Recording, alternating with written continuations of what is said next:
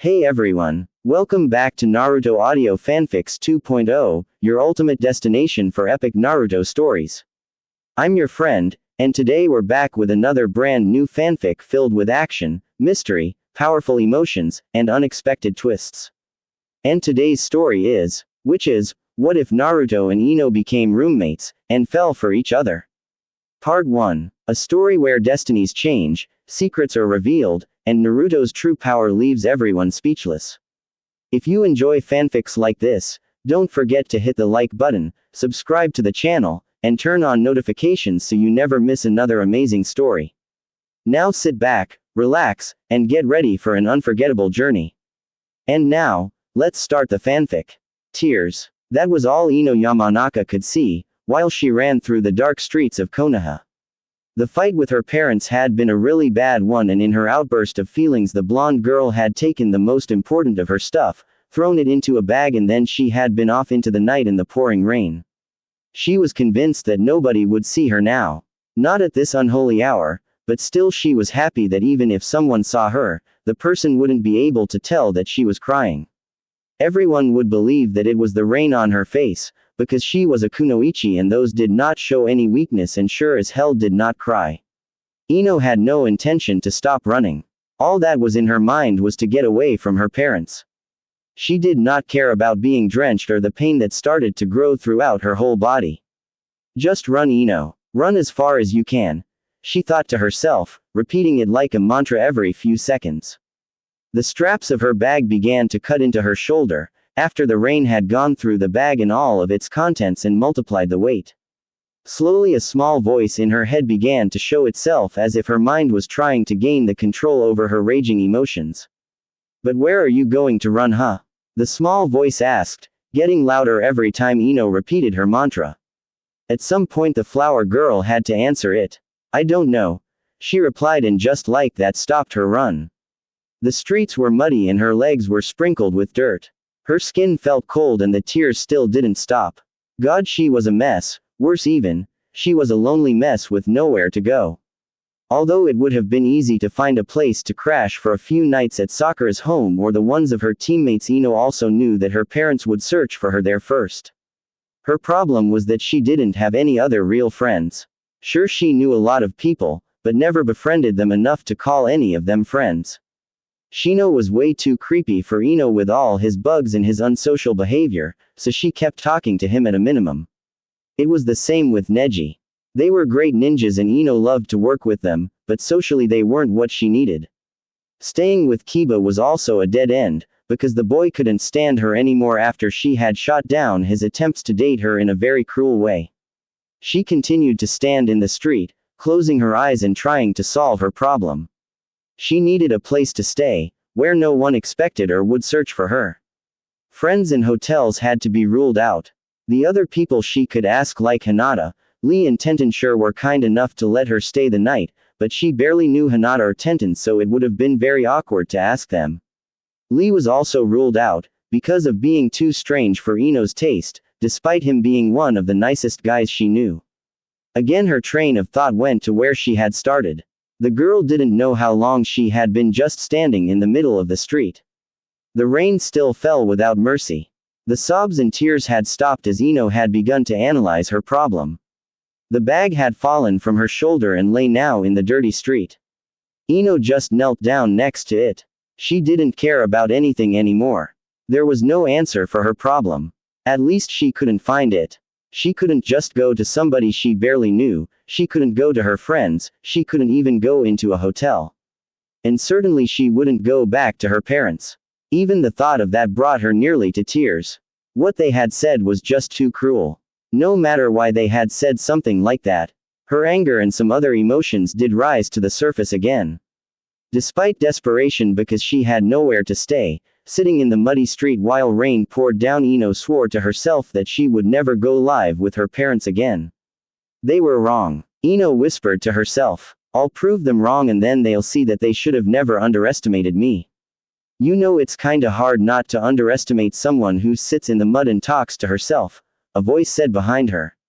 Ino grabbed one of the kunai out of her pouch, jumped facing the threat before anyone normal could have noticed. As she saw who had spoken, she relaxed.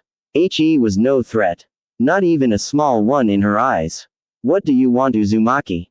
She asked in an aggressive tone. Why did it have to be him to find her in this situation? Of all people, it just had to be the one person that she could get along with the least. Nothing, Yamanaka. I'm just enjoying the rain, he told her without any hint of mischief in his voice. It's really nice, isn't it? It's cool, relaxing, and you never meet anyone when it's raining.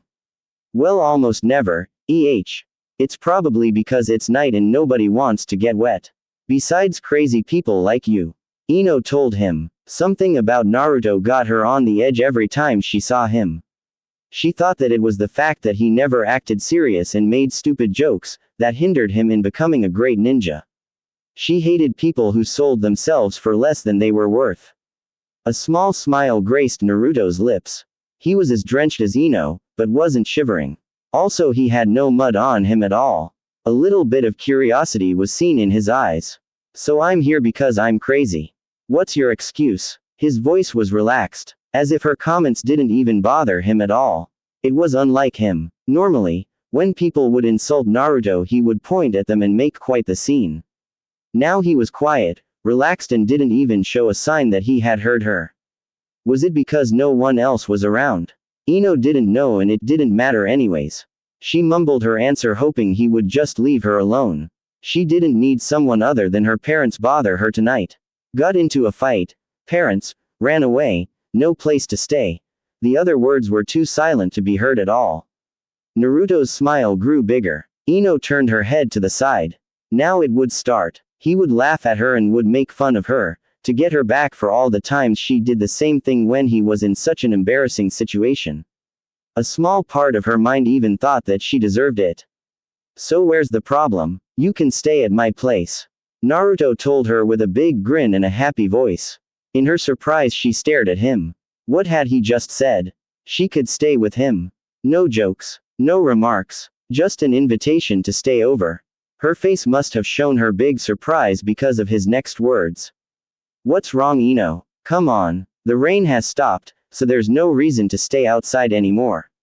He took a few steps towards her and then grabbed her bag, throwing it over his shoulder. Ino was still unsure but followed him as he led the way to his home. This is no trick. You're not leading me on? She asked, knowing how rude it was. But she had to make sure. Naruto turned around and faced her, staring in her eyes. No trick. Just a friend helping a friend, he told her with this unusual serious voice.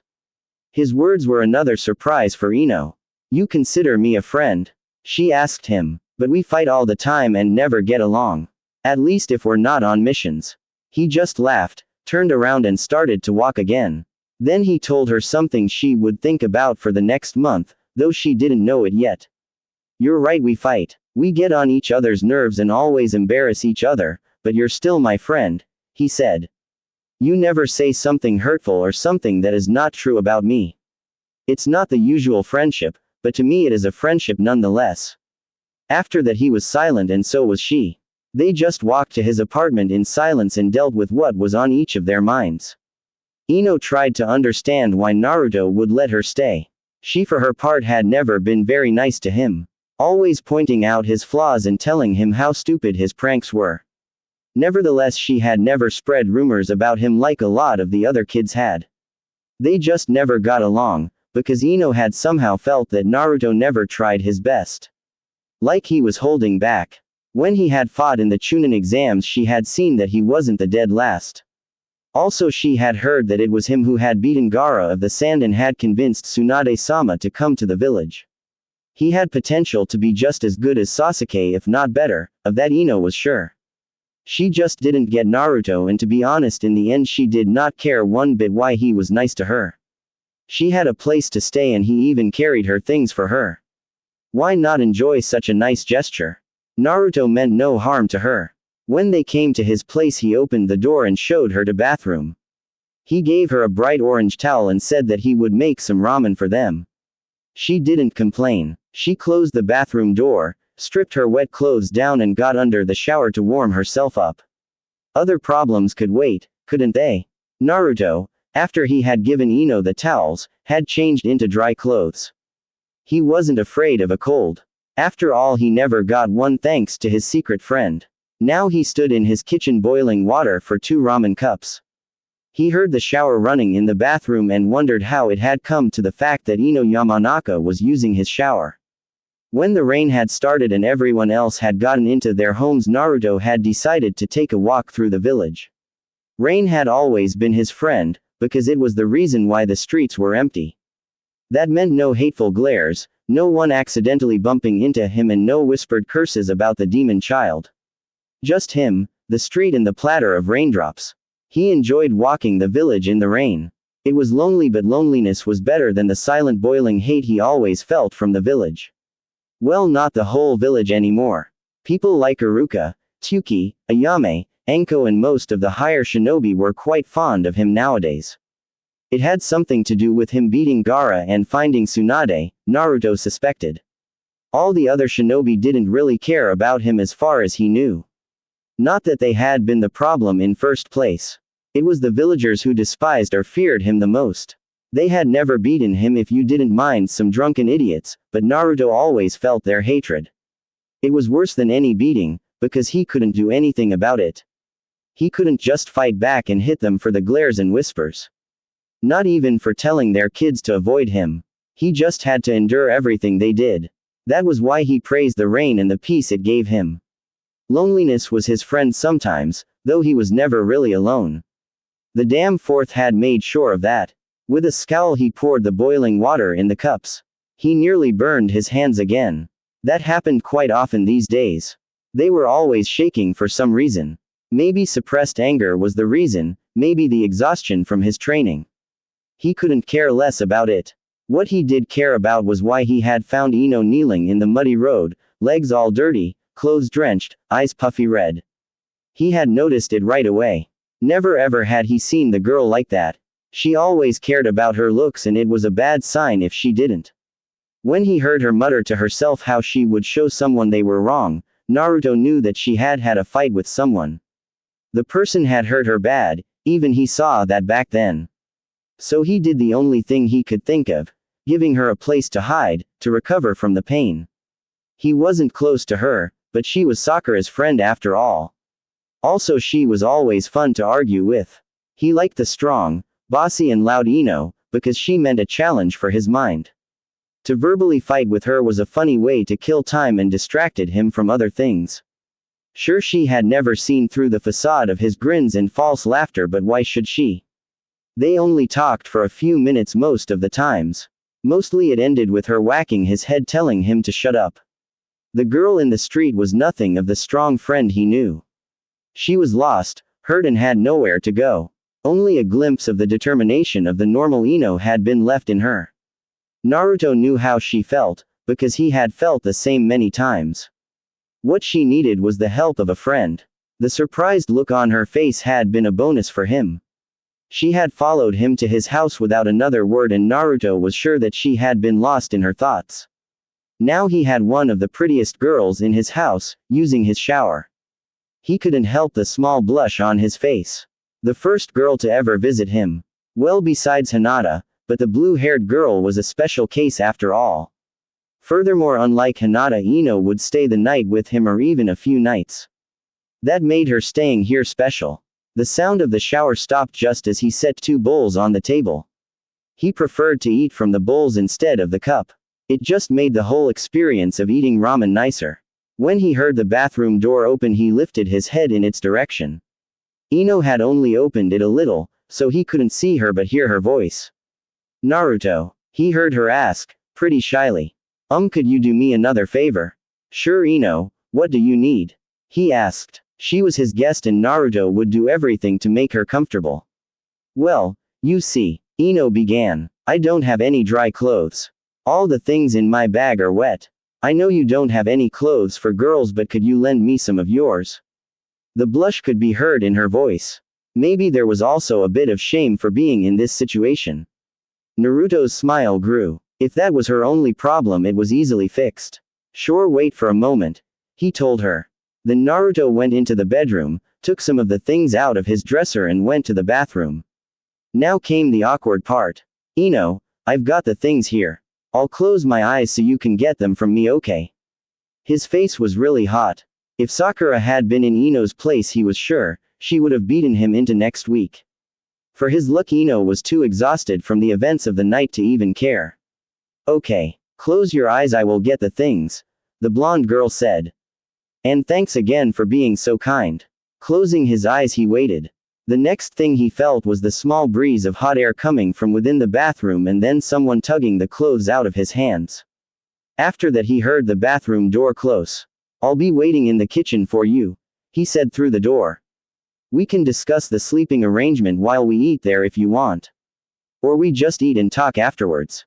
It's up to you. Without waiting for an answer, he got back into the kitchen and sat down into one of the two chairs. There he waited for her. After a few minutes, Ino came into the kitchen. When he saw her, his breath got stuck in his throat.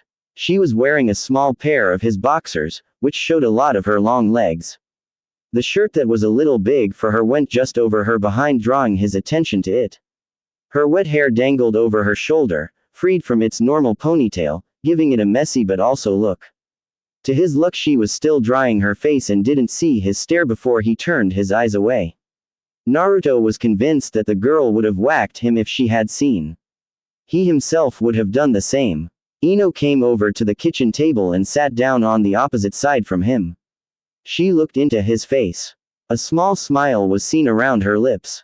He had to admit, this girl was indeed Sakura-chan's worst rival when it came to being beautiful. Thank you for treating me like this. I don't know what would have been if you hadn't shown up at the street, she told him. Naruto took his hand behind his head, rubbing his hair. Don't mind it, Ino. I just did what anyone would have done. Come on, let's eat. I am starving and I'm sure you're too. After that, you can get my bed and I'll take my sleeping bag and the couch, he said. And don't worry, you can stay here as long as you want. Thank you. You're really kind to me. I don't know how to repay you, she told him as she took her chopsticks. Just show your parents that whatever they said to hurt you isn't true. Naruto said. I don't know what they said and I don't care, but I want none of my friends being hurt by anyone. Her reply was another small smile.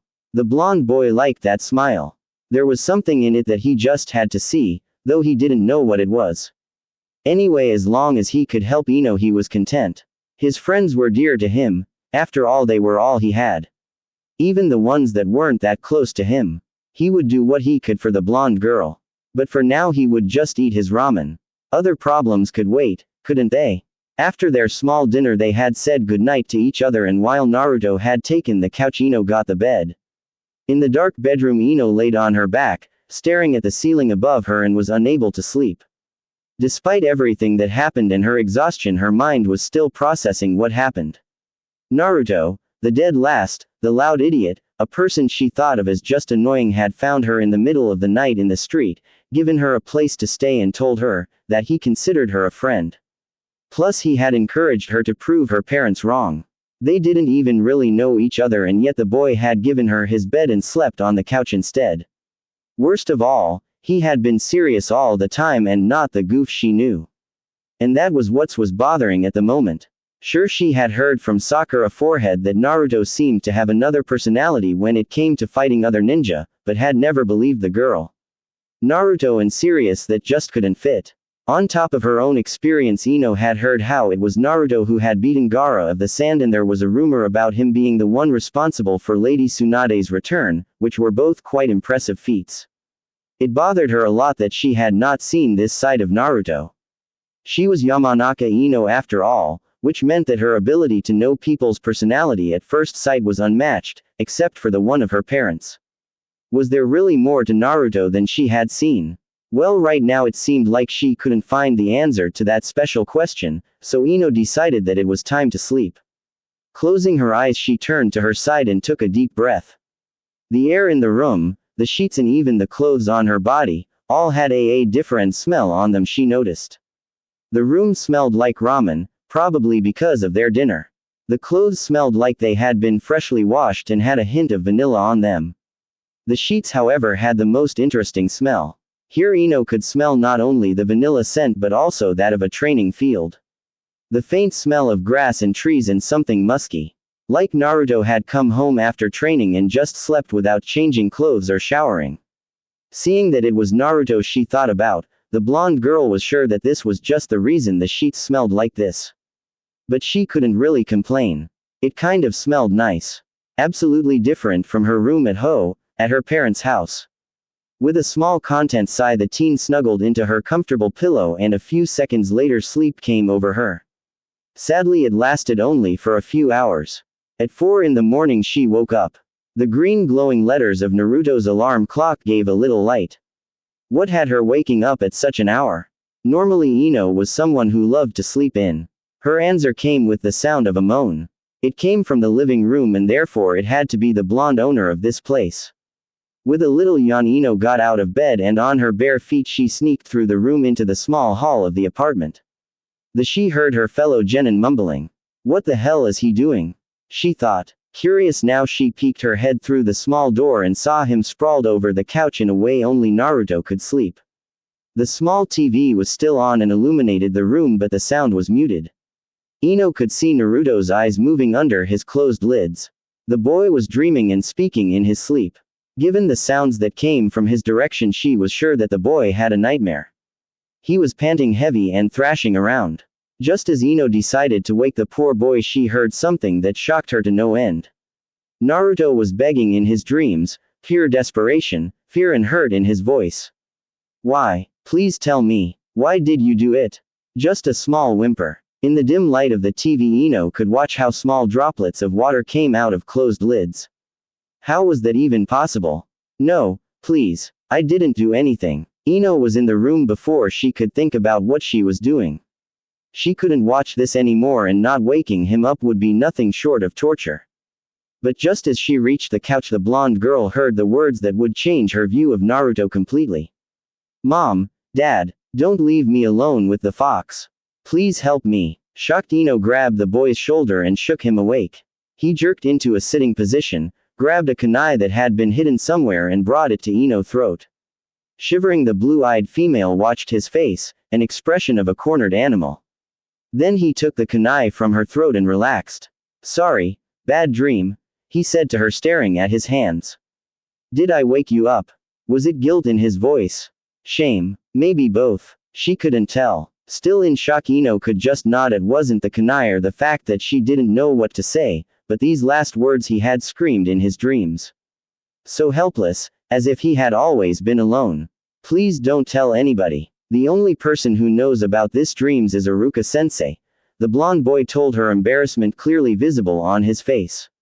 I don't want anybody else to see me like this, weak. I am a ninja, not a stupid kid. Her ninja training jumped into function, and the shock and fear went away to let her think again. She realized the boy in front of her shivering like a leaf in the wind. He was afraid of her, because she had seen him like this and didn't know what she would do now. Ino was ashamed of herself. She had a little fight with her parents and had run away from home because of it. Even worse, she had almost given up an hour after she had been alone, while Naruto had been alone all his life. She had said so much bad things about him, because he never had been as good as others. Now she understood why. He never had anyone to help him. Always had so much to learn all by himself. Ino thought about what would have become of her if she would never have gotten any advice from her parents. She can't even imagine it. Even Sasuke-kun had it better than Naruto. Not that he had it easy, but still he had a family to help him grow. And unlike Sasuke, who wallowed in his self-pity, Naruto was there for others, although in his very annoying way. Ino, life is not always easy. We all come to a point where we need the help of others. Promise me that when you meet somebody who needs help, you will be the one to help that person. The words her mother had said to her at some point now came back. It was exactly one of the situations the older Yamanaka had meant. As she was thinking about this, Ino decided that she would listen to the words of her mother in this case, no matter how much she hated her at the moment. Determined, she grabbed Naruto's hand and forced him to look at her. The pleading look was still on his face. I promise not to tell a soul, she said. His face lit up in a way that could only be named as easement. He wasn't smiling or grinning at her, in fact he was shivering like a leaf in the wind, but hey, it was something. He turned his attention to their hands and rubbed his thumb over her hand. Thank you. Not more than a whisper, but Ino heard it anyway. She hadn't expected him to thank her for it. Confused, she forced him to make a little room on the couch and sat down next to him, still holding his hand in hers. She figured that if he didn't like the contact he would have let go of it by now. This boy was special, so much Ino could tell by now. Had he ever had someone to hold him when he had been afraid as a kid? Probably not. She couldn't imagine to be him. To be honest, she didn't want to, but right now she could at least make up for some of the things she had said to him in the past. So she took hold of his arm, which wasn't that easy because of them still holding hands. After that, she leaned her head onto his shoulder and watched the muted TV. Is it hard? She asked him. Normally she would have expected him to ask what she meant, but right now the direction of her question was evident. Ino heard a sigh coming from his lips. Sometimes. You get used to being alone. It's not as bad for me, after all I've never know something else. He explained to her and his head gently fell against her own. What a nice feel that was. Just sitting there, enjoying someone who at least for the moment cared about you, despite him having his own shit to deal with. Did you mean it when you said I could stay here as long as I wanted? Sure, if you have no problem with me having these dreams from time to time. His answer was quite funny. He was the one providing shelter and asked her if she was okay with it. What a good, but silly guy. I don't. In fact, Uzumaki, I think it's better to be here when you have them. In that case you can stay as long as you want. I have a meeting with Tsunade Bachan tomorrow. I think I am gonna tell her about you staying here, but I'll ask her not to tell anybody else. That way she can tell your parents that you are safe and you don't have to worry about being found. After he had finished this sentence, Ino's head shot up only to collide with his in a painful manner. Ah shit. That hurt. She said, but realized it was her fault anyway, so she couldn't blame him. Are you sure she will do it? I mean, she is the Hokage and we're just genin. My dad is part of the council and all. Don't worry. She has a sweet spot for people with troubles. Naruto said. She's a gambling, drinking old hag with way too big, but she is a good person nonetheless. The blonde girl stared at her counterpart. Was it really okay for him to speak like that about the Hokage? Well, he had spent more time with the women than Ino had, so maybe he was right. Now it was her turn to thank him. Placing her head on his shoulder again, she whispered. Thank you, Uzumaki. His answer was a yawn and a slight snore. Ino suppressed the urge to hit him and instead giggled at this goofball of a boy. Suddenly she decided that if he would really manage to get her a safe place to hide from her parents, then she would make sure that he wasn't alone anymore. Who knew? Maybe Naruto could turn out to be an impressive ninja with a little help. He had shown the potential for it before. And he was a good guy at heart, although annoying. Plus she could prove her parents wrong. They had said she should stop being a ninja, because she wasn't cut to be one in their eyes. They even dared to go that far as to say she would drag her fellow ninja down. Now she sat next to someone who believed in her and said she should prove them wrong. Determined, she decided that from tomorrow on, Ino Yamanaka would start to train herself. Even more than that, she would make sure to help Naruto to improve in every way possible. The boy had been there for her and had called her a friend. If there was one thing you could say about Ino other than being troublesome, as Shikamaru always said, it was the fact that they cared about her friends and wanted to bring out the best in them. She would form Naruto in the strong, smart ninja that could rival Sasuke anytime. After all, behind every strong man, there is an even stronger woman. As she sat next to the snoring boy, a plan began to form in her head, and if it would go as planned, both of them would profit in the end. Getting up in the morning was something Naruto always had a problem with. Not that he overslept, no, he always woke up before his alarm started, but leaving the sheets and starting the day was one of the most hated activities of his life. Today it was even harder for him. He didn't have to open his eyes to notice the first rays of sunshine coming through the window of his living room and landing on his face. He knew that he had fallen on the couch yesterday, so it wasn't too strange to be woken by the sun. What was strange was the fact that something tickled his face. Also, he had some kind of weight on him which held him on the couch. Also, he could smell green apple shampoo. His shampoo certainly didn't smell like green apple. Most of his cleaning stuff smelled like vanilla. Hinata had convinced him to try it not too long ago and had got him some of it. Naruto had to admit after using it, that it really smelled good. Not too strong, not too sweet but just right. So why did it smell like green apple around him? There was only one way to find out, so slowly he opened his eyes only to be blinded by the bright sunlight. Slowly his eyes started to adjust themselves and he could see what that weighed on him was and why it smelled like green apple shampoo around him. With him on the couch was Ino, her face buried in the crook of his neck, her now shoulder-length blonde hair straight over his face. Somehow she hadn't gone back to the bedroom after his nightmare had woken her last night. But while the bed had room for two people to stay without on top of each other, the couch hadn't too much space. That was why she lay on top of him. The whole situation slowly began to seep into his mind. He was on the couch.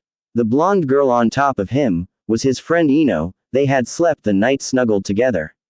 He had slept with Ino Yamanaka on top of him. In other words, Naruto Uzumaki was dead meat if she woke up now. That in mind, he did the most idiotic thing he could do right now. He jumped up, as far as it was possible, and brought the very much needed distance between them. His problem was that with her weight on him he just fell from the couch, hit his head on the floor with a loud thud. A second later he realized that a simple Kawarimi no Jutsu would have been enough to get out of the situation without trouble. Now it was too late. The noise and his movement only lead to the thing he wanted to avoid. Ino was awake. He mentally prepared for his death as she opened her blue eyes and focused on him on. As scared as Naruto was, it was interesting to witness the emotions playing on her face. He could see confusion, then a realization and then anger. She sat up from her lying position and raised her hand to hit him. Naruto closed his eyes and waited for her fist to collide with his face, but all he felt was a fierce whack on the back of his head. Then he heard her annoyed voice. Uzumaki, do you have to be that loud? Really, I had such a nice dream and you have to wake me up. She muttered and let her head fall back on the pillow to sleep again. Naruto was confused to say the least. That was all. No screaming or beating the shit out of him. Not that he needed more, his head hurt enough, but he was used to harsher treatment for minor mistakes. Sakura had a very painful way to stop him from doing them again. He had to know. Ino, he asked cautious. She groaned. What is it, Uzumaki? I'm tired, so let me sleep or I hit you again, she mumbled. Waking me in the middle of the night, rude idiot. She turned around and tried to get in the sleeping bag. You're not going to kill me because we spent the night on the couch together. He couldn't believe it. Was he dreaming? Or did she already kill him and he was now in heaven? Well, there was no sea of ramen in front of him, so it was unlikely to be heaven. Before he could continue to wonder why he wasn't a bruised pulp on the floor, Ino answered his question. Why should I? It was Emmy who fell asleep on you, wasn't it? So it would have been my fault anyway if something happened, she asked. If there is something that is your damn fault, it is waking me up without having breakfast ready. Beside that, you did nothing wrong. Well, she was right. It had been her who fell asleep on him. No arguing with that, but Sakura would surely have. He never came to end his sentence. Ino cut him off with another groan and lifted herself up again to look at him. I am not Sakura, okay? Nothing happened. You're a damn comfortable cushion to sleep on and it's your home. So please stop complaining because I don't beat the bloody life out of you. She told him, before she got back to try sleeping. Oh, and while you're awake, why don't you make me scrambled eggs for breakfast? That way you could make up for waking me this early and I could sleep a few minutes more. With that she turned away from him, just to show him that the conversation was over. Naruto couldn't believe it. How could she be so relaxed about what happened, when Sakura-chan would? Well, she wasn't Sakura-chan, she had said so herself. Who was he to complain? Before Ino decided to change her mind about it, he got up from the floor and went into the kitchen to prepare breakfast. Ino was right, about the time he realized with a look on the time, 7 a.m. Well, not really early in his book, but considering that most genin teams didn't train before 10 a.m. it could explain why Ino wasn't used to get up at this time. Following Ino's wishes, he started to prepare the scrambled eggs. His meeting with Tsunade Bachan wasn't before lunch, so he could spend the morning with a little bit training for himself. After all, Sasuke was still in the hospital, and knowing his pink-haired teammate, she was just at the same place to make sure the bastard had everything he needed. Without him noticing it, his hands began to shake again. While he was in the kitchen, Naruto got lost in his thoughts. Absently made everything ready so his guest could eat as soon as she decided to get up. After he had set everything up, the blonde boy went to his dresser, got some clothes and went to the bathroom. Ino's stuff was left in one of the corners and he blushed as he noticed her underwear lying on top of the heap of clothes. Trying to ignore these things, he got under the shower and after becoming clean he dressed himself in his favorite orange cargo pants, a black shirt and a mesh shirt over it. His headband and jacket he had left in the kitchen. He would get them later, after he had brushed his teeth. That day had just started crazy and the demon vessel was sure that this wasn't the end in the line of crazy things to happen. Living with someone was different from being just by himself, but in a good way. Scary at times, he knew that much, after just the first night, but it was nonetheless nice. Naruto wondered if there would be a lot more embarrassing things, like waking up this morning. He could think of a ton of accidents that could happen and embarrass him and Ino to no end. Just the thought of Ero Sennin finding out about Ino staying here. He had to shudder at that thought. That would be something he just had to avoid. Ino had already started eating when he came back in the kitchen. Her hair was messy, and she ate like she had no manner at all. Wolfing down the food he had prepared. Naruto ignored that. He wasn't the one who could complain about people lacking manners. His eyes returned to Ino's hair. It wasn't the long glory mane anymore. The fight with Sakura in the Chunin exams had made sure of that. It had grown a bit since then and went just a little over her shoulders now. Plus it wasn't in the normal ponytail that Ino always wore. However, it looked really nice to see her hair down. It was so different from Sakura-chan's. Naruto liked it way better in this messy style. Again, he was lucky that she had her back turned to him and didn't see him staring. Tearing his eyes from her hair, he went to the kitchen table and sat down on the opposite side. The blonde girl seemed to be pleased with his cooking. He had been lucky that she wanted scrambled egg for breakfast, because it was one of the few things he was able to cook.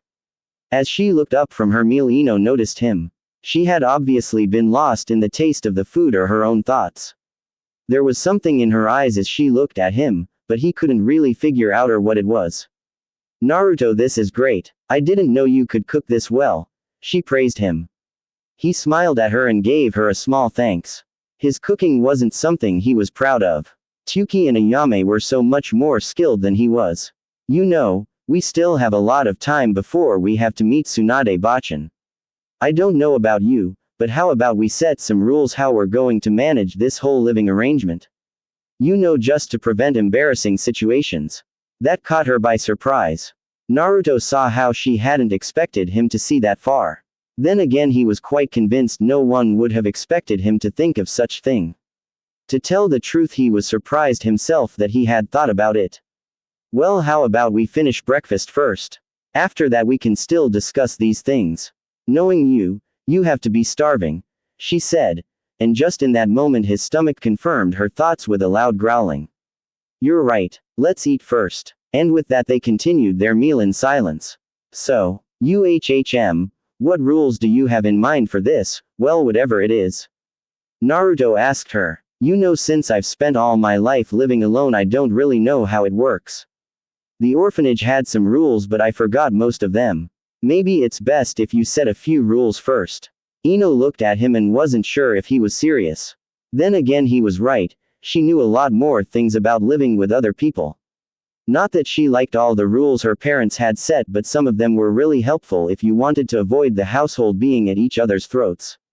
Why not go with them? Okay. First of all, we should set rules for the bathroom. Then I think we could continue with the rules concerning our food and such things. Maybe change our sleeping arrangement.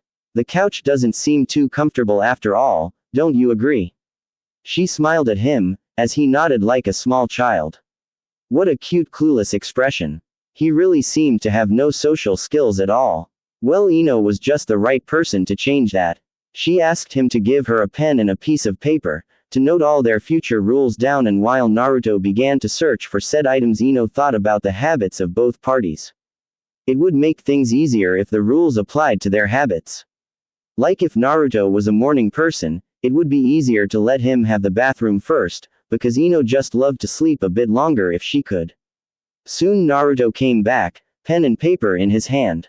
He gave it to her, sat down and watched her, like she was about to tell him about the most awesome jutsu he had ever heard of. An hour and some hard discussions concerning no more ramen than 3 times a week, who would do which chores in the house, who would shower first, because apparently none of them was a real morning person, and a few other minor things. They had now reached the last and most important part of the list: sleeping arrangements. Ino, after last night, had decided that she couldn't let Naruto sleep on the couch. Not that he would not survive it, but after that nightmare he had, well, she just wanted to be around him the next time something like that happened. However, not only would she have to convince Naruto to agree to them sleeping in the same room, but they would also have to buy a futon. As much as she liked the boy as a friend and was thankful for him letting her stay at his house, there was no way she would agree to them sleeping in the same bed.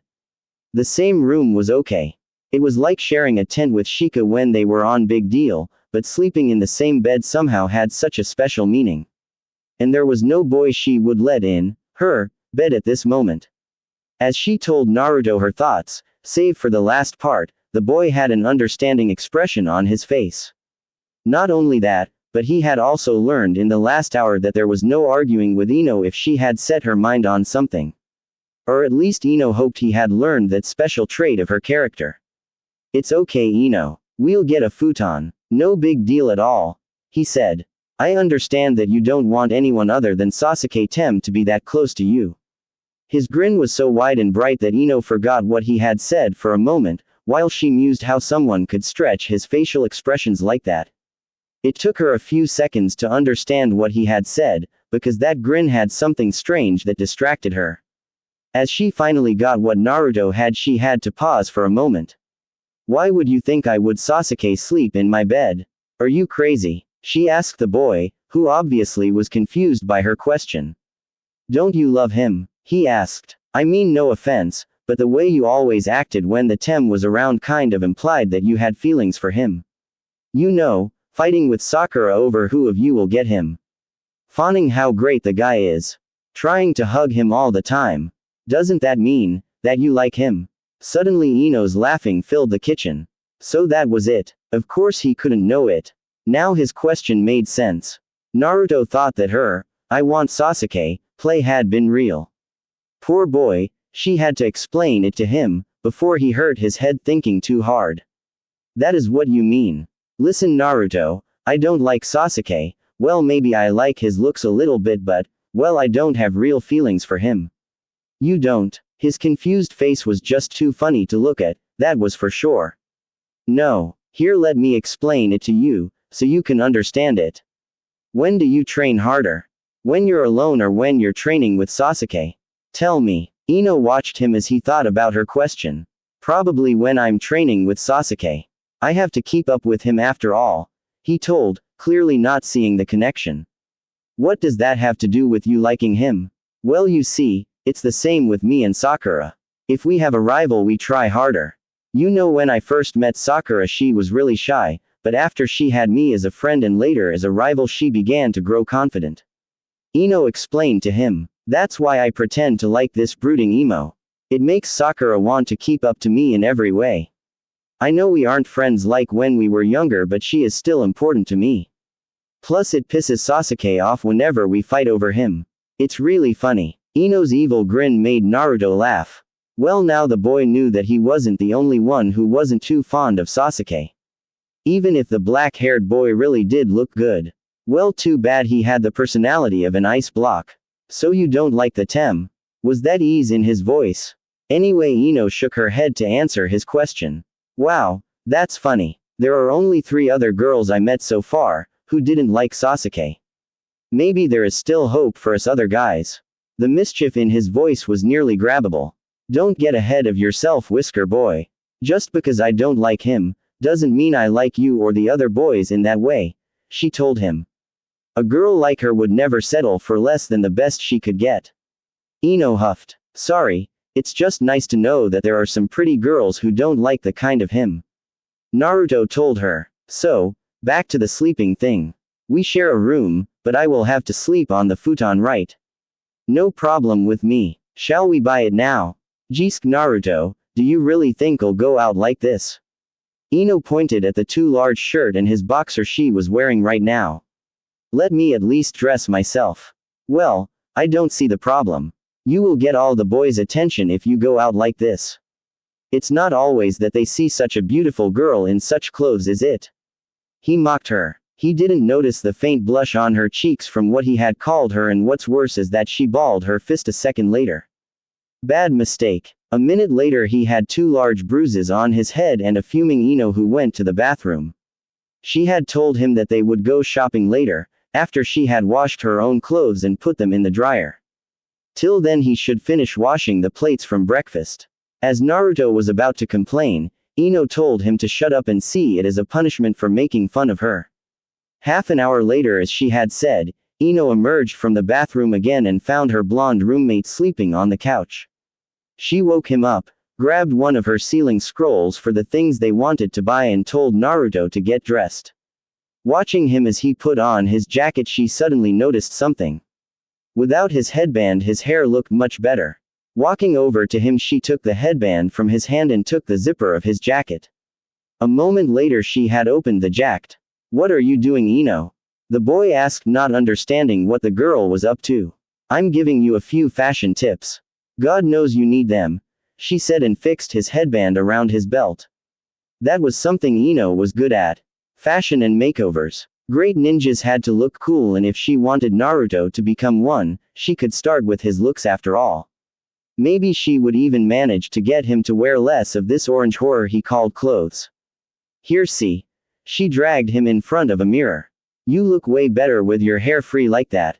And with the open jacket you can now hide weapons in it and have easy access to them. Also it suits you way better. Really? The blonde demon vessel asked. Of course. Unlike you I have a sense of fashion. Ino told him with a grin. Now come on. We don't have all day, Whisker Boy. She grabbed his hand, while Naruto was still watching himself in the mirror. Then she pulled him out of the apartment. It was time for shopping. Luckily Naruto didn't see the gleam in the blue eyes of Ino Yamanaka, or else he would have run to Suna, just to fight Gaara again. If there was something that he would remember from this day, it would be the next 2 hours till they had to meet the Hokage. He didn't even know what had hit him. Dragging her blonde counterpart through the streets of Konoha, Ino had a happy smile on her face. Shopping with Naruto was something different from normal shopping, she thought. Well, somehow everything she had experienced with him in these 2 days had been special in some way so far, but this was definitely the best thing. She knew that she tended to be a little carefree whenever she started to go through shops, tried this and that on, did the window shopping and everything that went with her hobby. She also knew that it was hard for people to keep up when she was in such a carefree rush. That was why a lot of people didn't like to go with her, when Ino got like that. The blonde girl had seen how he looked when she had dragged him in the third shop to just look, even though they already had everything they needed to get. He didn't like shopping one little bit, Ino had realized. Ino had also picked up why. It was because every store owner had this look when they saw him, just like some villagers had. Not exactly what Ino would call nice, but it seemed since the heir of the Yamanaka clan, was with him, they didn't want to say anything. But back to why this kind of shopping was special to Ino. It was because Naruto was a real sweetheart. Whenever she asked him in her sweetest voice if they could go in another shop for just looking, the boy would smile, nod and let himself be dragged into it. He would even try on the few outfits she picked out for him, though it needed a little bit of convincing from her side. Now they had still half an hour to get to the Hokage, and Ino had satisfied her urge to find new clothes for her and Naruto, which said boy was now carrying for her, because her scroll was already filled with the other stuff. The bags she had left in his hands were filled with 3 new outfits for each of them, and Ino was very proud that she had found them in such a short amount of time. The best part was that they hadn't been that expensive, since the shop owners seemed to want to get rid of her companion as fast as possible and had sold their stuff at a very low price. Naruto had paid for his clothes, and when Ino had found the third outfit for herself, but hadn't got enough money with her, the boy had paid it for her with a small smile. She didn't know why Naruto was this nice to her, and when she had asked him, he had just said, "Because you spend your time with me." She had seen the small glint of pain in his eyes when he said that, but didn't press further and accepted it. Feeling a little exhausted from her 1.5 hour rush, she linked arms with Naruto and laid her head on his shoulder. Thank God he wasn't that much taller than her. This trip had been exactly what she had needed to get her mind off her parents. They had everything to start her plan and could begin with their training. All they had left to do was talking to Tsunade-sama, and Naruto had promised her that there would be no problem with that. When she saw the little ramen shop down the street, Ino decided that she would do something nice for Naruto too. Everybody knew of his love for ramen, and she had enough money for 2 bowls. "Hey Whiskers, are you hungry?" "My treat, of course." The question wasn't needed. The boy could always eat, she had heard that from Sakura. Without waiting for an answer, she moved him into the shop and onto one of the chairs. "Here, I've got enough for 2 bowls. You can have both," Ino told him with a smile. "Really? Don't you want something to eat too?" Just shaking her head, she denied, and Naruto ordered 2 bowls for himself. The old man who ran the shop laughed at him and started to prepare a few bowls. The 2 teens just sat there and didn't know what to talk about. The silence wasn't that uncomfortable. Somehow they both never liked to talk when they ate, so it wasn't that bad. After a few minutes, there were 5 steaming bowls of ramen before them. 4 for Naruto and 1 for Ino. Noticing it, she opened her mouth but was cut off by the old man. "Don't worry. The extra bowls are on the house. It's our special Naruto and friends discount." He laughed at Ino's surprised face. "Dig in, you look hungry too." That was weird, but who was she to complain? As she started to eat, the blonde girl watched the owner and his daughter whisper to each other and throw a glance to her and Naruto from time to time. The girl seemed to have noticed that Ino had seen them and came to the counter. "So you two, what are you up to when you have finished your meal?" Ayame asked them. The brunette girl had a wicked smile and gave Ino a knowing look. Well, at least that was how Ino interpreted that look. "Oh, we're going to visit Granny Tsunade because she wanted to see me. And Ino has to talk to her too, so we go together," Naruto explained between 2 bites. Remember Naruto, don't cause any problems.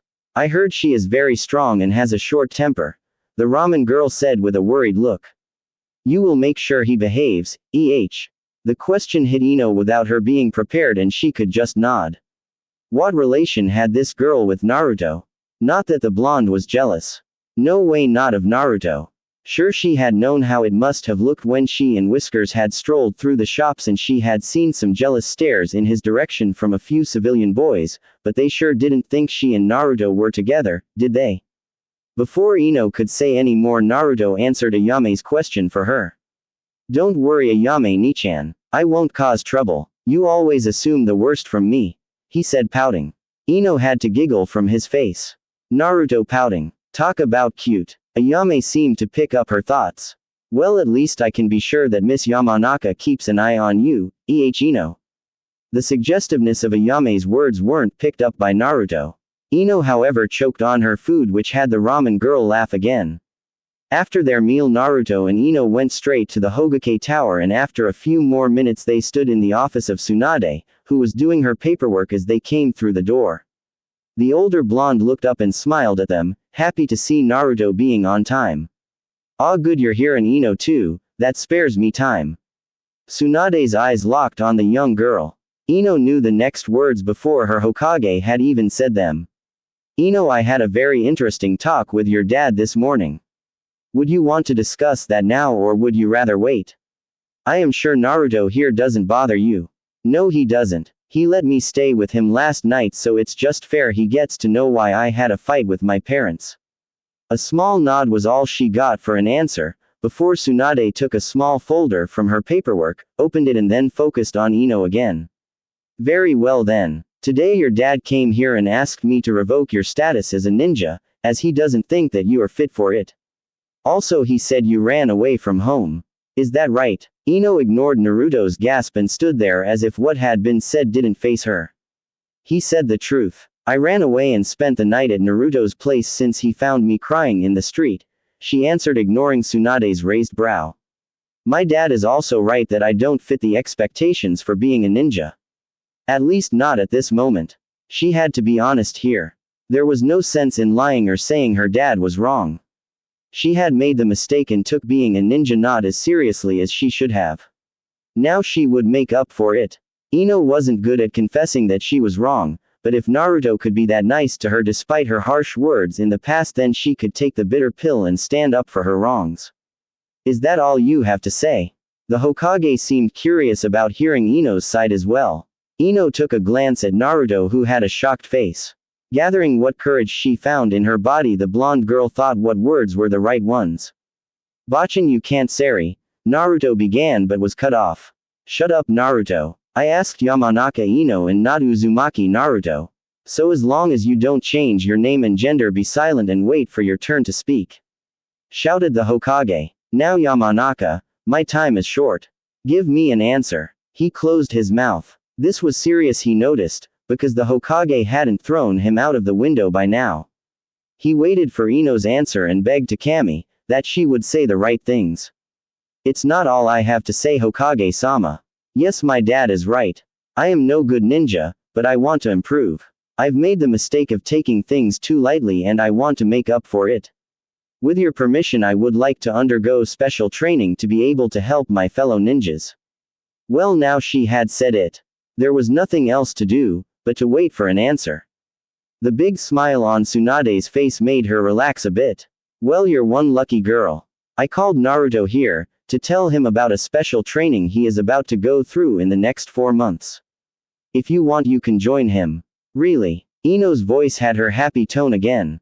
Her eyes were sparkling with joy about getting a second chance in being a good ninja. Yes. Now to that training, which now concerns both of you. Tsunade began. She took out another folder and a scroll. Since your marks in the academy were the worst, Naruto, and Ino doesn't seem to fit the expectation of being a ninja, both of you won't take any missions till I say otherwise. I can't have bad ninja in a time like we're now in. You are from now on considered academy students. In the next time, both of you will have a refreshment of your basic ninja skills. That means both practical and theoretical. Therefore you will be taken from your teams and trained by special teachers. The remains of your teams will be put together. In other words, Choji takes Naruto's place in Team 7 since Shikamaru is already a Chunin. When the two of you have finished this refreshment, you will get 2 other teachers who will teach you higher rank skills that are chosen by me and your teachers. These skills will fit to each of you in a special way, since I do believe both of you are very promising in some special fields and we can't let such talent go to waste, can we? Ino looked over to Naruto, who just stood there and had a shocked look on his face. Ino could see that he didn't take not being a genin anymore lightly. You can't be serious, old hag. You can't take our headbands, we both passed the test. We were accepted in the damn Chunin exams. What does the pervert say to this? Or Kakashi-sensei? His rage was clear in his voice. He was about to argue a lot more, but Tsunade spent the next 5 minutes explaining to him in every detail where he lacked skills and showing how he had to undergo special training now that they were at war with Orochimaru. She tried to be nice and to calm him down, but he still had a sour look as Tsunade continued. You will keep your headbands, but both of you have to understand that we expect a lot from this training. Don't waste this chance. Especially you, Naruto. You know how highly I think of you and I am convinced that you will get a lot stronger with this training. Don't forget how important you are to the ninja force in this village after you won against Gaara of the Sand. We can't risk you dying because you are too damn proud. What would the villagers say? Understanding the hint, Naruto said nothing and just nodded. If he wanted to still be a ninja, he just had to go with it. Even if he didn't like it. His hard look vanished as he felt Ino taking his hand, forcing him to look at her. Hey Naruto, cheer up. We will both give our best and then we will show everyone that we can be the great ninja they expect us to be, she whispered in his ear. Ino would make sure the boy took the chance. And with these special skills, you can't bet that you will kick Sasuke's and impress Sakura. So don't complain, please. The last word came out in her sweetest voice again, and she knew he couldn't resist that, and somehow he got cheery again. After the girl had let go of him, Tsunade gave them both a few scrolls. In these scrolls are all the books you need. They also contain some things that are important for you to know but aren't taught at the academy. Tsunade explained. The teacher will come to your apartment tomorrow, Naruto. I am convinced Ino wants to stay with you since it will make learning together easier. Your teammates will also be informed. Please, both of you, give your best and don't make me regret giving you this chance. Dismissed. We won't. Both blondes answered and then turned to leave the office, since this talk was now over.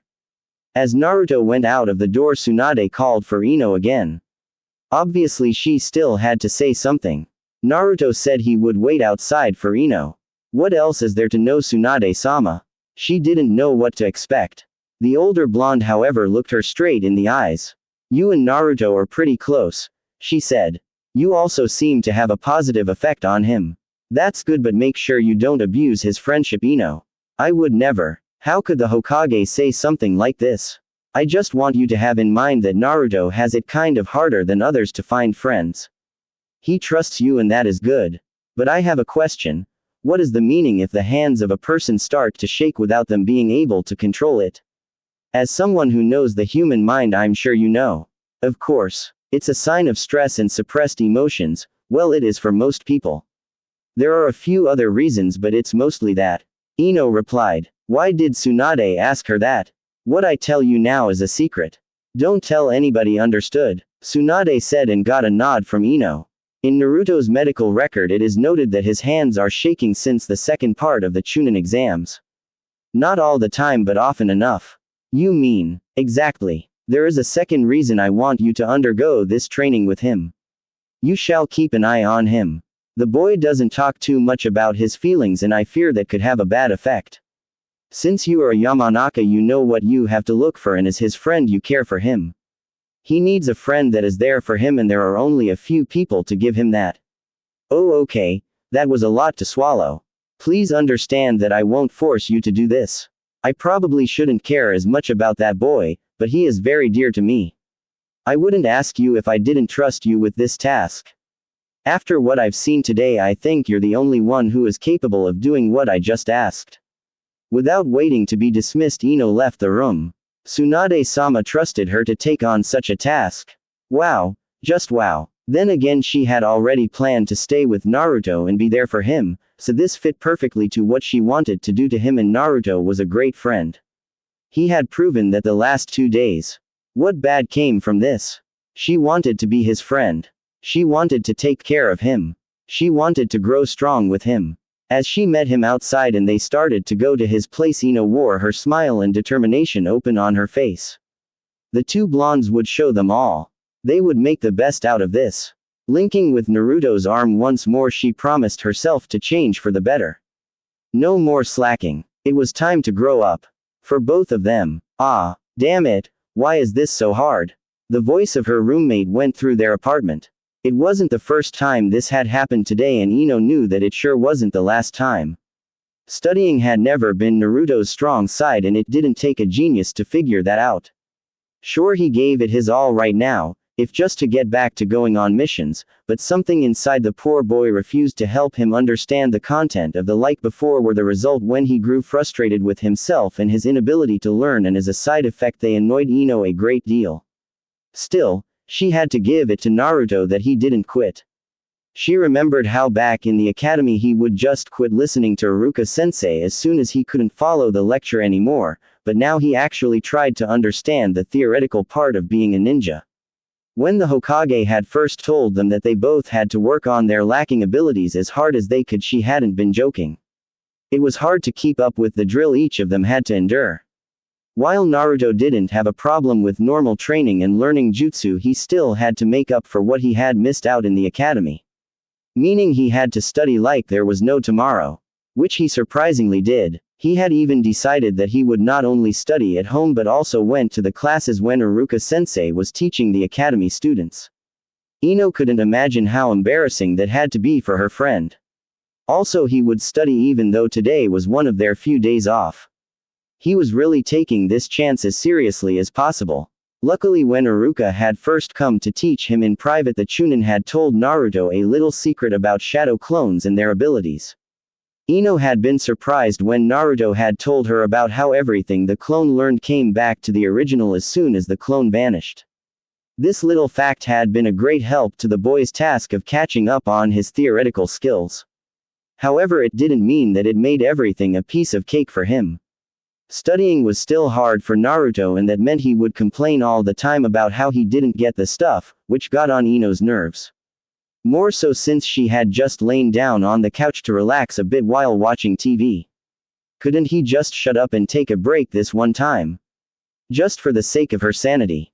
It wasn't often that she had had the chance to relax in this last month, since Asuma was training her in taijutsu and ninjutsu every day now that his team was disbanded. While this was paying off and her skills had improved just as much as Naruto's had, she still needed a break from time to time. So why did the boy have to study when she just wanted to do nothing but enjoy a lazy day?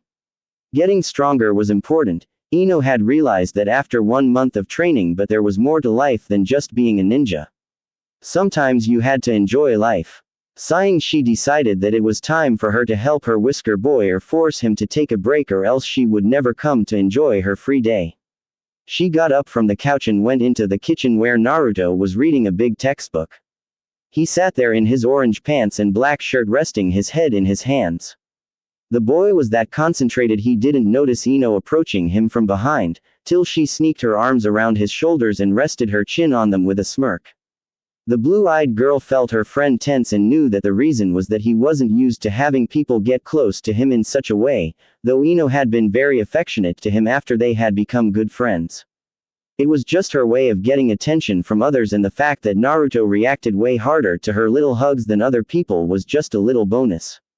After all, Ino needed a lot of attention. She herself didn't know why, but she just needed it. Also, she wasn't the shy type, so for her it was no problem to be close to others. You know, Whiskers, if you don't understand the book you could ask for help instead of yelling every 5 minutes, she whispered in his ear and caused a shiver to run through his body. She felt that all of his concentration on the book had disappeared. A smile crept on her face at his reaction. Naruto was just so easy to tease, it was funny. It was just like she was the first person ever to get close to him. Whenever Ino had tried to get attention from others, like Sasuke for example, they had never shifted their attention to her as much as Naruto did. It was satisfying to know her little tricks worked. Sorry, I just have to understand this. The sooner the better, so I can go on missions again. He told her and tried to not move more than absolutely necessary. I know. Ino replied, but you have to take a break sometimes. If not for you, then for my nerves. She hadn't changed her position because she knew how it gave her at least a little bit of control about the boy in front of her. Also, she liked to torture him a little bit. Naruto was clearly uncomfortable with her being so close. Only this chapter. Iruka-sensei said that this is one of the last books I have to read before I can take the theoretical academy test again. There was a pleading tone in his voice. Another sigh escaped the blonde girl as she let go of Naruto, took a chair and sat down next to him. It would be too much trouble to force him to take a break now. So if he wanted to learn so bad, why not help him? Okay, I'll help you or I'll never get my peace, she told him with a smile. So where's the problem? With that said, Naruto began to explain to her how he wasn't getting some of the more complicated words that were important. They sat on the chapter for more than an hour before Naruto finally got all of it, but Ino couldn't really say that she didn't enjoy helping him. It was nice to be able to help someone, and Naruto was giving her his best. Not once did he complain or lose concentration. Sometimes he would compliment her on how she could understand everything so fast.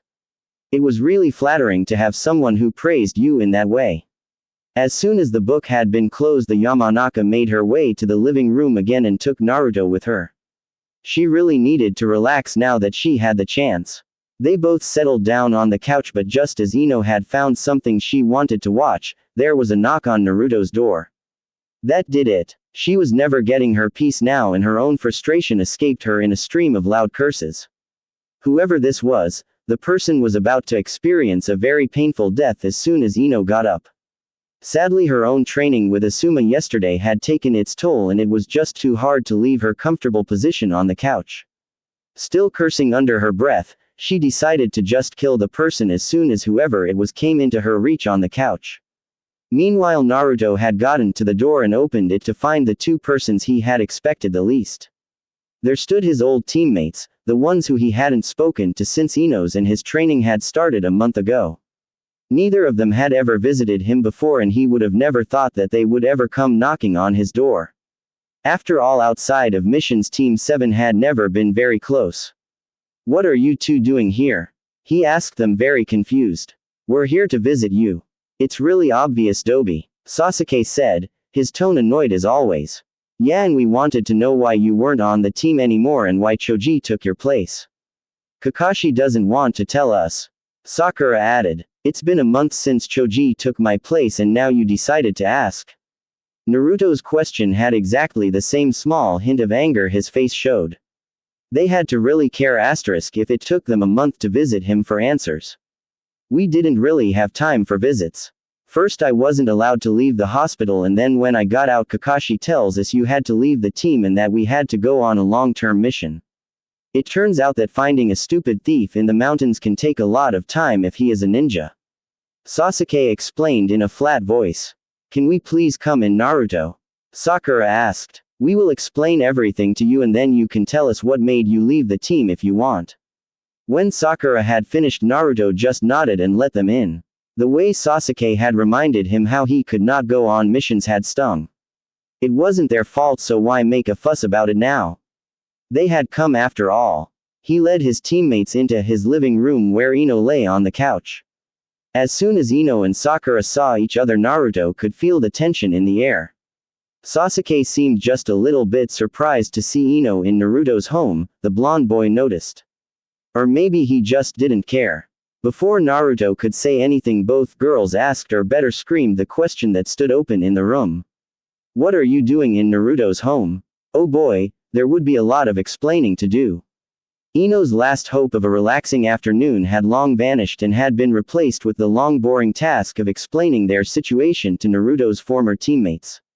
She had seen the smirk on Sasuke's face when he heard about how Naruto had to go to learn academy skills again, and it had been a lot of fun to see it vanish from his face as she told them how she and Naruto would get special teachers as soon as Tsunade-sama deemed them to be at a certain level.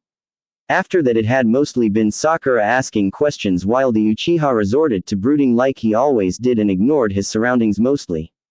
Sadly, Sakura was really interested as to why Ino had decided to stay at Naruto's and never forgot to mention how it looked like Ino had a thing for the blonde boy. Also, she mentioned how Ino had stopped approaching Sasuke-kun like she did all the other times, which in Sakura's eyes meant that Ino had finally realized how much better the pink-haired girl fit to the Uchiha.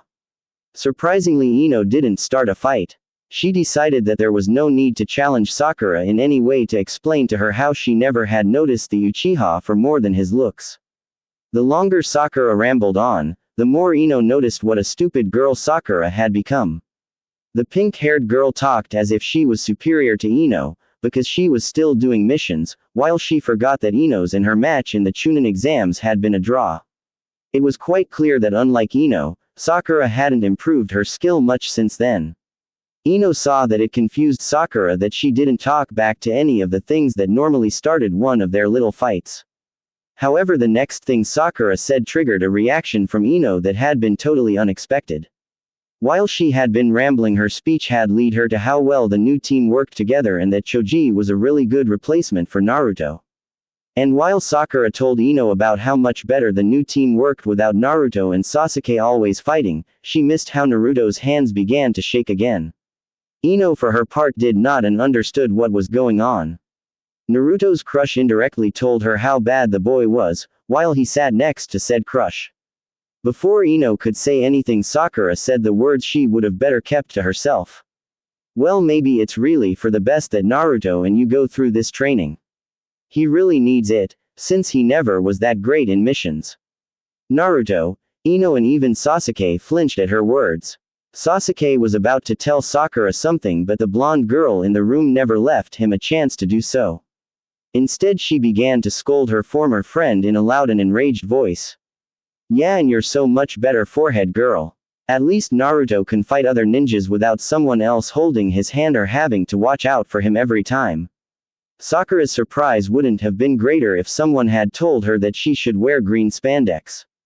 She gaped at Ino, who was fuming at her and about to continue her rant. You're not a notch stronger than me, and that's not that much. I'm pretty sure without Sasuke or Naruto keeping your back safe you would have died on your first C-rank mission or when sooner. Since you are not that strong, please use the brain behind your large forehead and think about who is listening to the shit that comes out of your mouth. Naruto is a way better ninja than you are, just because he tries his best to improve whenever he can. Before things could get out of hand, Sasuke stepped in and told Sakura that it would be better if both of them left now. So he grabbed the pink-haired girl's arm and dragged her away, after he said goodbye to Naruto. Oh, and Dobi, he said as he was about to get out of the door. I want to fight you as soon as your training is finished. With that he closed the door and left Ino and Naruto alone. The boy just sat in his place, hands still shaking, and didn't say anything. To hear how lowly Sakura thought of him had hurt like hell and at the same time made him angry. Ino could read that on his face, all the emotions that were forced to the surface. It hurt her to see her friend like this, and out of instinct she embraced him in a tight hug and comforted him as well as she could. Telling him how Sakura was just stupid and how he shouldn't let it get to him. She really did her best to repair the damage the words of his former teammate had caused. When Naruto suddenly returned her hug and buried his head in the crook of her neck, she couldn't have been more shocked. Or so she thought till she felt his wet tears drench her clothes. It seemed that this had just been the last straw, and now Naruto had to let out all he had inside him. When the first shock had worn off, Ino began to stroke the boy's back in a soothing manner, whispering words of comfort in his ear. It wasn't a happy moment, but it made her happy that Naruto trusted her enough to open up that much. The afternoon turned evening and Naruto was still pouring his heart out to her, while she had gotten them some chocolate ice cream. They just sat there and he talked, Ino listening to him. Tomorrow both of them would have to train again, but right now Ino thought that didn't matter. What mattered was the new deeper bond the two blondes were forming. At some point Naruto asked Ino to tell him something about her past, to get to know her better. They talked till deep in the night, neither of them caring how their day had turned out. All that mattered to them was listening to each other. This moment was one of the few times in her life that made Ino utterly speechless. After finally reaching the level the Hokage considered, being fit for a ninja, which Ino considered above what most Chunin knew, Naruto and her had been told to go to the training grounds to meet their new teachers. Lady Tsunade had said these teachers would be there to improve the skills Naruto and her had a talent for. In other words, Ino would learn more about gathering information, medical jutsu and interrogation, while Naruto apparently would learn something about natural chakra and sealing. What caused her loss of words, now that she stood in front of the ones that would be teaching them from now on, was how utterly unfairly she was being treated. Naruto would be taught by no other than Asuma-sensei and the legendary Sannin Jiraiya. Asuma said something about Naruto's affinity for wind chakra, and the Sannin, who was a pervert by the way, was acting around Naruto like some kind of uncle or grandfather. Not that Ino cared about that. Naruto needed and deserved the best teachers he could get if you asked her, and at least Asuma was a very good teacher for sure. The unfair thing about it was who would be teaching her. Next to Naruto's new senseis stood two women. One of them was Tsunade-sama's assistant Shizune. Ino knew that Shizune would be a good teacher, but compared to a Sannin, well, it was a disappointment. The other woman had purple hair, was utterly crazy and dressed in a trench coat. Also she had been the Junin leading the second part of the Chunin exam. This was what had robbed her of her ability to speak. Ino had expected to get someone like Ibiki to train her about gathering intel, and got someone she deemed worthy of being in a mental hospital. Being half aware of the fact that Naruto and his teachers had left to train somewhere else, she noticed that her teachers had sat down on the ground and the crazy snake lady, Naruto's words not hers, was motioning Ino to sit down next to her. Deciding that there was no use in making a scene, Ino chose to learn as much as possible from her teachers. Maybe if she proved herself good enough she could get Tsunade and Ibiki to train her at some point. So she sat down and faced the older women. Shizune smiled friendly and the purple-haired female gave her a shining grin, not unlike Naruto's. Now Missy, are you excited about your new teachers? My name is Anko. Bet you're happy to have me and Shizune over there teach you. Anko said to her in a happy voice. She seemed to be really excited to have someone learning from her. IUHHM. Ino tried to answer but was cut short by Shizune. Don't worry. We know you are disappointed. Anko is just playing with you. I'm sorry. The blonde girl said. Way to go. She had just managed to insult her teachers. Don't be. We understand you, Ino. Neither of us is a Sanin, while Naruto gets Jiraiya to teach him sealing. You will see that we're still pretty good teachers though. I have been taught by Tsunade-sama and Anko is one of the most feared interrogators in Konoha. Shizune explained. She is right, brat. It takes a lot more than a little disappointment to insult us. Anko said and gave her some hard pats on the back. Now that it's just us girls, why don't you tell us a little bit about you and after that we tell you about us? Okay. I am Ino Yamanaka. I like flowers, my friends and gossip. Ino began. I dislike people who don't stay true to their friends and the ones who don't try to use their talents. I want to become a great ninja so I can protect my friends and make my parents proud of me. Her teachers listened to her and Anko smiled when she told her about how Ino liked to gossip. It would be helpful to start their little lesson. She threw a glance to Shizune who seemed to understand right away. You like to gossip? Really, Ino, isn't that a bad habit? The black-haired woman asked. Ino thought about her answer for a moment before she gave it. It depends. If you tell everybody secrets and start rumors or believe in everything that people tell you, it's a bad thing. It's not nice and nobody will trust you after a while. At the same time, it's a great way to get information, though you have to know what is the truth and what isn't. There are a lot of stories that can't be true. Still, I think that gossip isn't bad. Shizune gave her a nod and the bright grin on Anko's face told Ino that her answer had been the right one. Very good, Missy. Hokage-sama was right, you have the spirit. Anko said to her. Also, you already know that you can't trust all information you get. That is the hardest part for most of us interrogators. So besides gossip, which mostly can only show you in which direction you have to search for information, by the way, how many other ways of getting important information do you know? With jutsu like that of my family. Or through torture maybe. The blonde girl replied. Anko shook her head in amusement. Her eyes met Ino's and they had a serious expression. You're right. These are ways to get information. Both of them are very extreme though. There is a method that is a lot easier and stealthy, she said. What is it? I've never heard of it. That made both Anko and Shizune laugh out. Ino gave them a confused look and pouted. What? It's true. Oh sure you have. You are doing it nearly all the time. Shizune smiled. She is right, Missy, though you aren't really aware of it. Anko said with a snicker and began to explain. What I was talking about is the easiest of all ways to get information. Talking with somebody. But, let me finish explaining, okay? Then you'll get all your open questions answered afterwards. First of all, talking or language has one simple purpose, to give someone else information. Be it about your lunch, your mood, a secret jutsu or anything else. You talk all the time. Not just with your mouth, but also with your body. You are interpreting information others give you by watching them. Their body language, their facial expression or the tone of their voice give you information about how to react around them. Most people don't realize how much they tell others all the time. Now that is where it gets interesting. While it's easy to lie with words, it's harder to lie with your body or your voice, because you aren't aware or have no control over a few reactions.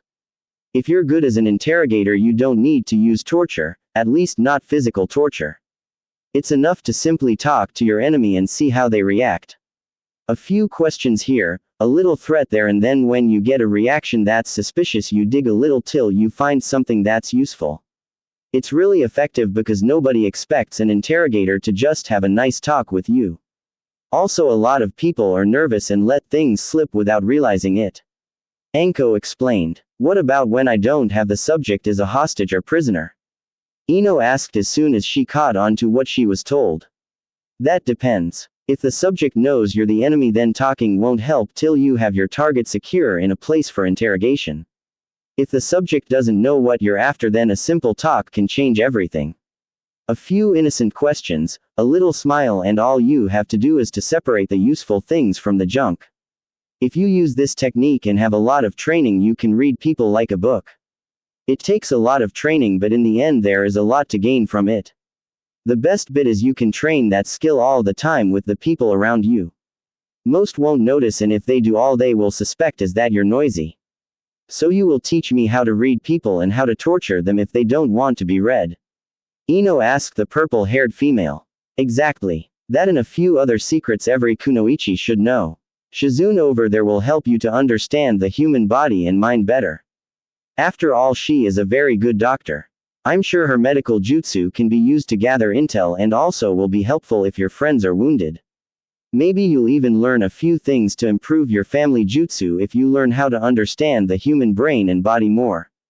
So what do you think? Do you want us to train you, Missy? Anko grinned at Ino and held out her hand. The blonde girl took it without thought, nodded and gave the two women a smile. Of course I will, sensei. Please teach me everything you can so I can be a better ninja. For Konoha and my friends. That's what we will do, Missy. Now why don't we show you what I was talking about? The three of us will have a little talk and you try to figure out as much about us as you can, while we do the same. After that I'll give you advice on what you have to improve and some tips to read people without any jutsu. Anko said. Oh, and of course we will have a little spar afterwards. Shizune added. We have planned to see where you stand exactly. After today we will take turns in teaching you. One day you'll learn with me about medical jutsu, useful plants, poisons and those things, and the other Anko-san will teach you her special field. Since I have to admit that I'm the one who is less experienced in the field work of a ninja from a hidden village, you will learn that mostly from her. We expect only the best from you, Ino. If we get that, I promise to have Hokage-sama teach you at least a little. Thank you, sensei. I understand. I will do my best and won't disappoint you.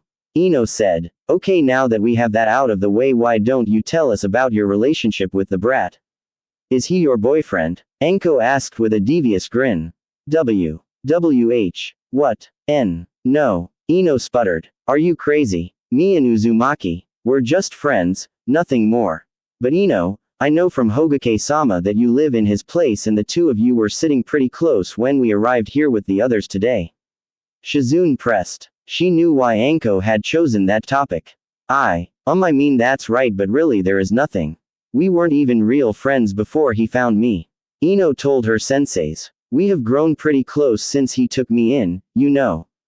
Why did he offer you to live with him, if you weren't friends back then, huh? Anko asked. I think Naruto has a different view on things like friendship.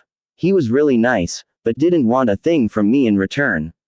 So he is just a friend and you have grown close to him while living with him, right? And you have no intentions to change your relationship? Came the question from Shizune.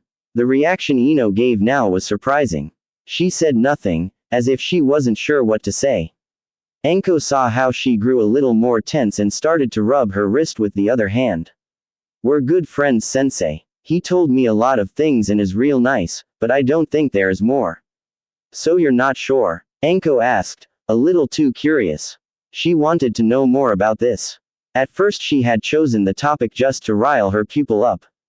To make Ino nervous or angry so she wouldn't notice the more subtle questions, but now Anko's inner gossip girl, even if she did hide that side from everyone, wanted to be fed. Naruto is a good guy, the first suppose. Just not, boyfriend material. Ino said and started to rub her wrist a little more. I don't think I have to give it more thought, to be honest. We're friends, he likes Sakura, and even if he didn't, there are a lot of girls that would be a better match for him. Like? Shizune asked. None of your business, sensei. Ino yelled, suddenly angry. Ask something else. I'm not here to talk about Naruto. Well then, what do you think about the fact that the laziest guy in this village was made Chunin not too long ago, while the Uchiha? Anko asked. There was something about the Naruto topic, but first this wasn't an interrogation and second it made Ino uncomfortable because the girl didn't have the answers herself. This was a hint on Ino's personality and that she knew how to alter or hide it. She could talk with Shizune about that later. Ino's pose changed drastically. Her shoulders became straight, Her eyes met Anko's and her voice was strong as she spoke. Sasuke is a good ninja, but he isn't the best just because he is an Uchiha. Shikamaru had a good match. He has shown how he can beat an enemy that was clearly stronger than him. I think he gave up because he knew something would happen, to save some chakra for later. I'm not sure about it and the lazy bum didn't tell me shit when I asked, but he is really smart. He deserves to be Chunin. At least he wasn't late for his match. Ino defended her friend. The lazy idiot wouldn't care about it, but no one talked bad about her close people's achievements. Well, good you see that the Uchiha's looks and name aren't everything. Though it is surprising to hear you talking about Sasuke-kun in that way. Aren't you one of his biggest fangirls? Was another slight question to learn more from Anko. Ino gave a sigh and began to explain. A little time later she started to ask questions herself. She tried to learn everything she could from her teachers, but their answers, unlike her own, just held nothing more than just the obvious meaning of the words. Also Ino found it hard to read their body language. When Anko and Shizune explained to her what they had read from her, she was shocked. They told her about what she had felt, some of her exact thoughts she had when she had given the answers and what they had concluded about her from the context. While they had gotten a pile of info about her, she had nothing really important. Anko-sensei gave her a lot of tips, which were really helpful, and Ino promised herself she would improve. After the questioning came the spar. Ino against both of her teachers. No reason to say she had no real chance. She gave it her all anyway and even managed to hit Anko with one of Shizune's poison Senbon. In the end she lost, as expected, but her teachers were proud of her skill nonetheless. Shizune told her when and where she had to meet her the next day at the hospital and left. Anko on the other hand stayed with her, one hand resting on Ino's shoulder. Missy, for the first brat I have to teach, you're all I could have asked for, she told the blonde girl, as she stood behind her. Thank you, sensei, Ino replied. Still I think you shouldn't act so much. Don't be surprised. I know a mask if I see it. You're unsure as hell about yourself. You're afraid what you are isn't enough. I know your behavior, because I acted like you when I learned under one of my teachers and when I came back to Konoha. You do, yes. Now please do us all and yourself a favor.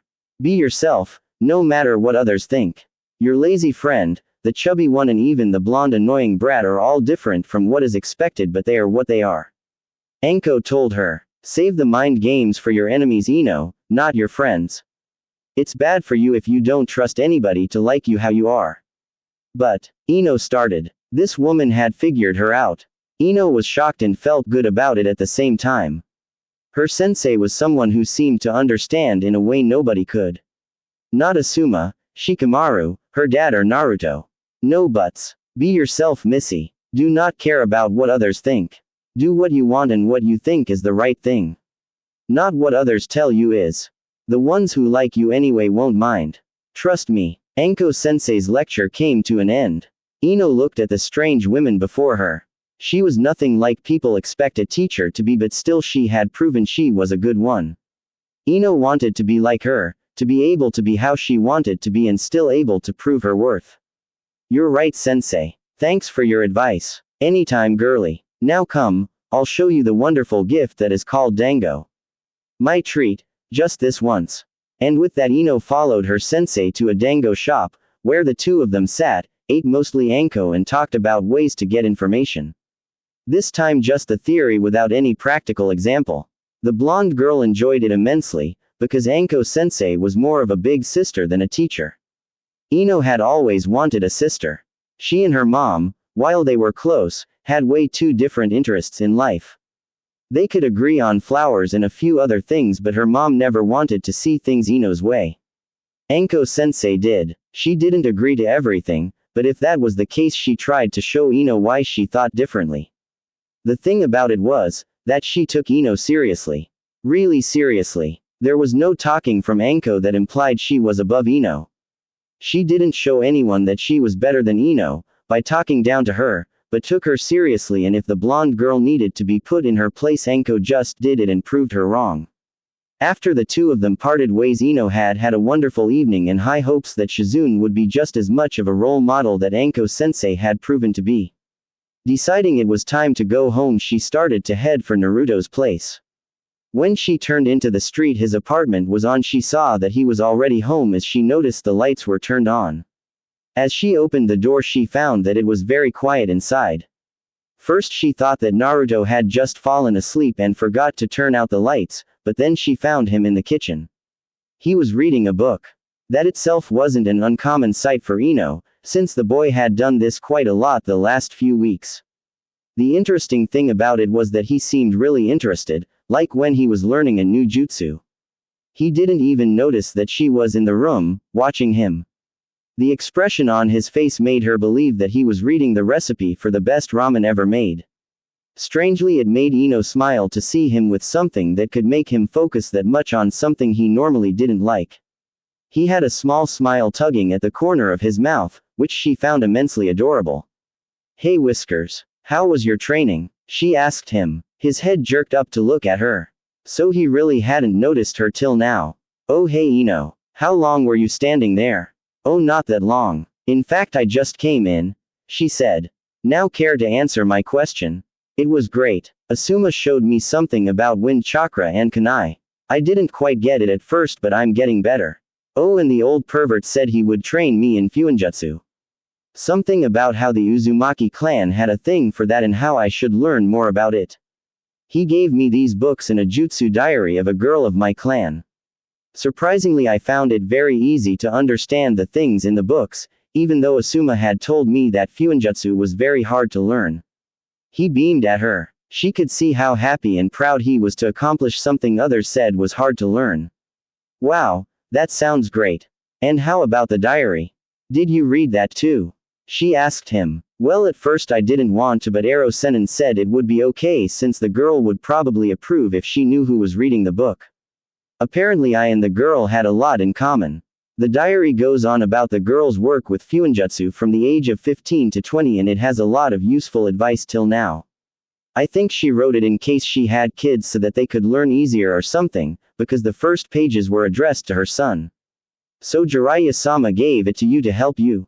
"Yes. This girl, Kushina was her name, really had a few cool tricks. I definitely have to learn them. The only strange thing was that Ero Senin said I should tell him if I figured out why he gave the book to me. I mean isn't it obvious backquote?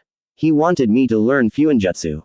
Ino smiled at him. She knew there had to be more behind this, but for now she didn't want to ruin Naruto's mood. Jiraiya had another reason for giving Naruto that book and telling him about his clan, but she was sure he would tell Naruto as soon as the right time came. She may not understand it all but the Sannin must have had his reasons. Who was she to ask for those? "So Ino, how was your day? Are you happy with your teachers?" Naruto asked as he put a piece of paper between the pages of the diary and waited for her to tell about her day. "Well you see, at first Ino began. It would take a long time till the both of them got into their beds tonight, as both wanted to tell the other how their day went. In the end they were happy they had someone to speak with and to listen to. Each of them fell asleep with a smile on their face. Ino collapsed on her knees. Her breathing was heavy and all of her body ached. She tried to get up and search cover behind a tree but it was already too late. 3 kunai hit the ground right next to the exhausted girl. Her enemy had caught up to her and now she had to fight. A figure appeared out of the tree and directed a kick right at Ino's face only to stop inches before it. "And again you're dead. I expect more from you Missy." Anko-sensei scolded. Her face was grim and her eyes showed no mercy. "Really girl you can do way better and I only expect to get your best. Now get up and start running your laps." Ino did as Anko said but after a few seconds of running she fell to her knees again and didn't move any further. A moment later Anko was beside her, yelling how the blonde girl should get up again. At first Ino tried but then she gave in to the pain of her body. "I can't," was all Ino said. She was at her limit or at least that's what she thought. It was hard enough to breath, running was out of question right now. Sadly her sensei thought differently about that. "You can and you will Missy. There is no place for slacking of when you are on a mission. That means as long as you train with me there won't be any slacking either." The blonde girl mumbled something, hoping that Anko-sensei wouldn't catch on what she said but since her sensei was a skilled ninja she did hear it. Ino knew it because of the look she received from Anko. It hurt her more than all the cuts and bruises over her body because it was disappointment. Her sensei was disappointed with her, even thought Ino had given her best. So you say that's your limit? You want just a little break, yes? The purple-haired woman asked her pupil.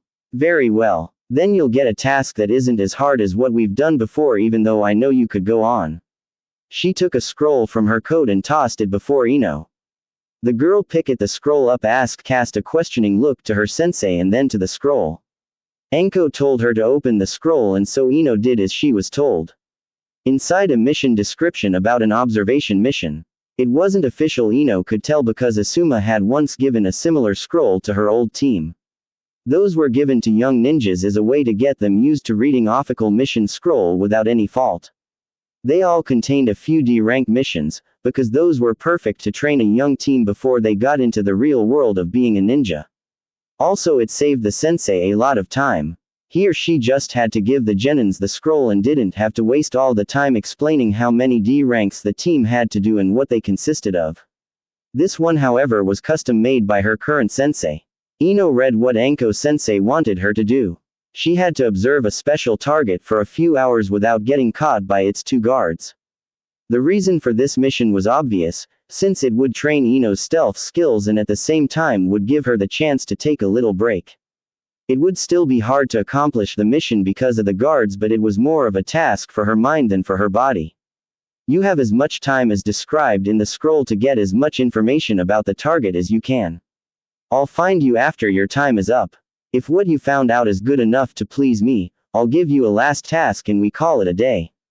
If you can't answer my questions at that point, we will train till you really can't move anymore. And now go. Ino got up and headed to the area where the scroll said that her target would stay. She didn't see the smirk that suddenly appeared on Anko's face, and neither did she notice the small snake that followed her. At first it was hard for her to walk because of her aching muscles, but after a few minutes of walking she felt like she could use a faster pace. Soon she was jumping through the trees again, her pain and exhaustion washed away by the excitement of her mission. She had to avoid getting caught by two Junin guards, maybe even more skilled. If she succeeded, she could make up for disappointing Anko. After all, the woman was something like her new role model, though the rumors about her sensei were quite naughty to describe. Not that she believed what people told her, but for now she would try to become a ninja like Anko sensei, and if the woman gave her a few other tips about her social life she wouldn't refuse them, although she wouldn't copy Anko. It was never useful to copy people no matter what, and Ino already had a small reputation herself, false as it was. Soon she reached the place where her target was training. Hiding in the trees, Ino started to observe. She didn't know exactly why she had to watch Naruto train, besides working on her stealth skills, but what she saw now was an impressive view. Before her eyes were around 50 Narutos, all gathered in different groups. Of course those were clones. A few doing chakra exercises, other practicing jutsu, some were meditating while the rest was dispelling genjutsu of some kind. Only one of them, the one Ino thought of as the original, was doing taijutsu with Asuma sensei and Jiraiya-sama. He had cuts and bruises all over him, his shirt was torn at several places and his jacket lay discarded on the ground. The blonde girl saw her roommate attack the two teachers again and again, only to fail at landing a strike on them.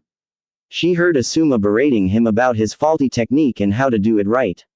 She saw his frustration in his face and the way his body moved, but she never saw Naruto giving up. And he was doing good at taijutsu if you compared that to the skills his clones showed in dispelling genjutsu. Maybe Anko sensei really wasn't demanding too much from her. Ino thought about how she would do if she had to take Naruto's exercise for a few minutes. Training with only two clones would leave her without any chakra left to fight, let alone doing the exercises Naruto was undergoing right now. Ino changed her position, just to be sure she wasn't spotted early, and continued watching. She tried to remember what Asuma and Jiraiya-sama teach Naruto for Anko's questioning later and for her own use. For example, she listened to Jiraiya telling Naruto about some water jutsu she thought wouldn't be too hard for her to try. Anko had given her the chakra card in one of the earlier lessons and it had shown the blonde girl was a water type. Shizune-sensei had commented how water types were useful for medical jutsu when Ino had told her the next day in the hospital. Now Ino tried to learn as much about water jutsu as possible. She also listened to Asuma's teachings about taijutsu, although she had already heard them before. All in all, she listened to everything important and tried not to get caught. A few times she thought that the old Sennin had noticed her, and it felt like Asuma had been distracted by her at some point, causing Naruto to land a direct hit at his face. Still, Ino tried her best to hide herself. Maybe they had spotted her, but in the end this was about giving her best not to get caught. As long as they didn't go after her, she had to do something right. She was sure that Anko-sensei had told them about her task while Ino got here. Maybe there was another thing behind this mission besides just being stealthy and gathering information. Ninjas had to look underneath the underneath after all, and sometimes the real reasons for mission were different from what stood on the paper. That in mind, she tried to figure out what she could learn from the scene in front of her and less about any information she could get from Naruto or his senseis. After a while she found a very good reason why Anko had sent her here, and she was ashamed to not having seen it faster. This wasn't about what Naruto's training was, or at least that wasn't all. It was about how he dealt with the tasks given to him, compared to how she herself had dealt with them. She whispered her thoughts out loud, and a second later she realized that there was the sound of a poof, and besides her Anko-sensei appeared. "Your time is up. Now follow me so we can talk about what you found out," she whispered to Ino in a harsh voice. The girl just nodded and followed her sensei to their usual training grounds. There both of them sat down in a clearing. Anko studied her pupil with hard eyes, causing the girl to turn her face away. In her excitement, Ino had forgotten how angry Anko had been with her before. The two of them sat there for a minute, and then the sensei was the first to speak. She ordered Ino to tell her everything she had learned today. The girl did as she was told and explained everything she had seen Naruto and his clones do. Also, she described the behavior and the condition of her target and the guards. She didn't even forget to mention about how she suspected Asuma and Jiraiya of spotting her a few times. Then she began to explain what she had learned about hiding in an area like she had been in. Ino went into the pro and contra of hiding in trees or on the ground and things like that. All the time Anko-sensei listened to her without asking any questions. A few times she nodded her head about something Ino said, but the stern look on her face remained. It got Ino very nervous and made her feel like she had done everything wrong. When she finished her report, she couldn't take her eyes off her hands. "Is that all?" came Anko's question. Ino just nodded. She didn't voice her suspicion about why Anko had given her this mission. It was just a guess after all, and if she was wrong it would be a very embarrassing situation. Ino didn't want that. "I want a spoken answer, Missy. Just a nod won't do in front of the Hokage or your team captain. It's disrespectful." "That is all the information I gathered, Anko-sensei. Besides what I've just told you, everything else is just speculation on my part and no facts." This time Ino looked her sensei in the eyes and flinched. She couldn't tell if the woman before her was angry anymore. Her face was an emotionless mask that told Ino nothing. "Mind to share your speculations with me? I'm curious what you think about this mission." Now Ino had nothing to lose anymore. She had to tell what she thought, and it wouldn't change anything if her thoughts were wrong. Taking a deep breath, Ino chose her words before she began to speak. Her heart was beating at a rapid pace now, because of her nervousness. And then she started to speak. "Well, I am thinking that this mission wasn't about sharpening my observation skills or gathering information on ninja techniques. I believe you gave it to me to show me that I had to take my training as serious as if it was a real mission, and that it could have been a lot worse than what it was till now. I think you also wanted to show me how much Naruto gives into his training without complaining as much I did when he gets injured." Ino said as confident as she could. Again, she couldn't read anything from Anko's face or her body language. For the next few minutes neither of the two said anything, and both just watched the other. For Ino it was pure torture, and she suspected that Anko didn't say anything as a punishment for not running the laps earlier. The blonde flower girl decided that there was no use being nervous anymore. Right now she had either made Anko angry or had said the right things. Now she had to wait. With that she took a deep breath and tried to calm herself.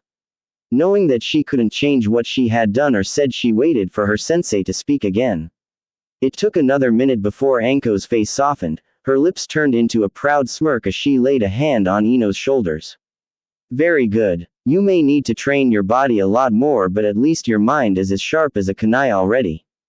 That can make up for a lot of other things when you are fighting. At that point you're way more talented than Naruto. Anko praised her pupil. Still, you have to train more and go beyond your limits to not get yourself killed. Want me to tell you what the Hokage has planned with you too? Maybe it will give you a reason to work harder. Yes, please tell me, Anko-sensei.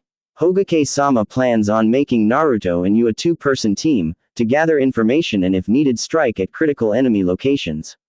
She thinks that with Naruto's natural skill to find unpredicted possibilities and your analytical mind, the two of you will do a great deal for the village.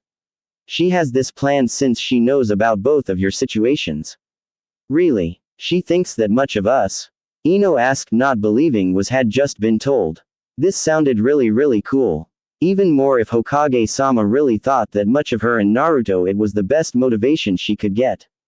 Ino decided that from now on she would train as hard as she could, to not fail the expectations. Yes, and I for my part think she has good reason for it. So now promise me that from now on you will give me your best and more when we train. Afterwards I'll tell you what you will have to do tomorrow. I promise that I will train as hard as possible and not back down again. Ino told her sensei. Very good, Ino. Now you will have the next few days off.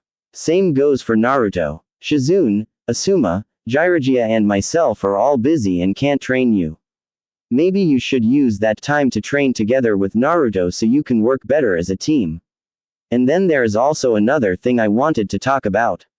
The second topic wasn't something Anko-sensei liked to talk about, that much Ino could see, but it seemed to be very important. Ino asked herself what that could be. Anyway, she would find out in a few seconds. The plan to train with Naruto sounded good to her. Maybe he could show her a few tricks and vice versa. Now, you know about how we talked about getting information from someone, right? The blonde girl gave her sensei a nod. Well, for Kunoichi there are certain other ways to get information. Especially from males. You know what I mean. Ino blushed but nodded again. They had these classes in the academy before. Most embarrassing experience in her life so far. Well, you won't need to. Anko stopped her speech for a moment. Then she seemed to decide something. Oh, screw it. I wanted to take this slow for you, but just not me. Excuse me for it, please. Well, you won't have to with somebody to get information. As soon as you are alone with a person you can use your family jutsu. Still, I want you to get used to sharing the bed with someone and being close to other people in general. What? Why the hell would I do that? Ino screeched. Calm the down, Missy. Anko hissed at her. She hated people yelling at her. Sometimes on a mission you have to stay real close with your teammates to safe room, or you have to pretend to be boyfriend and girlfriend for the mission sake. Or you have to get close to a target by, you know, the whole seducing stuff. And it's awkward as to do it on a mission for the first time. Worse even, it's dangerous for you. That's why I want you to learn a few things while you're in safe waters, you know. I don't want you to have or something like that. No one should be forced to that. But to know how it is to sleep in someone's arms and to share a bed with someone can't hurt you. And your situation with the blonde brat is perfect. You trust each other, don't you? Ino hesitated but then confirmed what Anko-sensei had last said. Also, she saw how everything the woman had said so far had been right. Why not listen to her a bit further?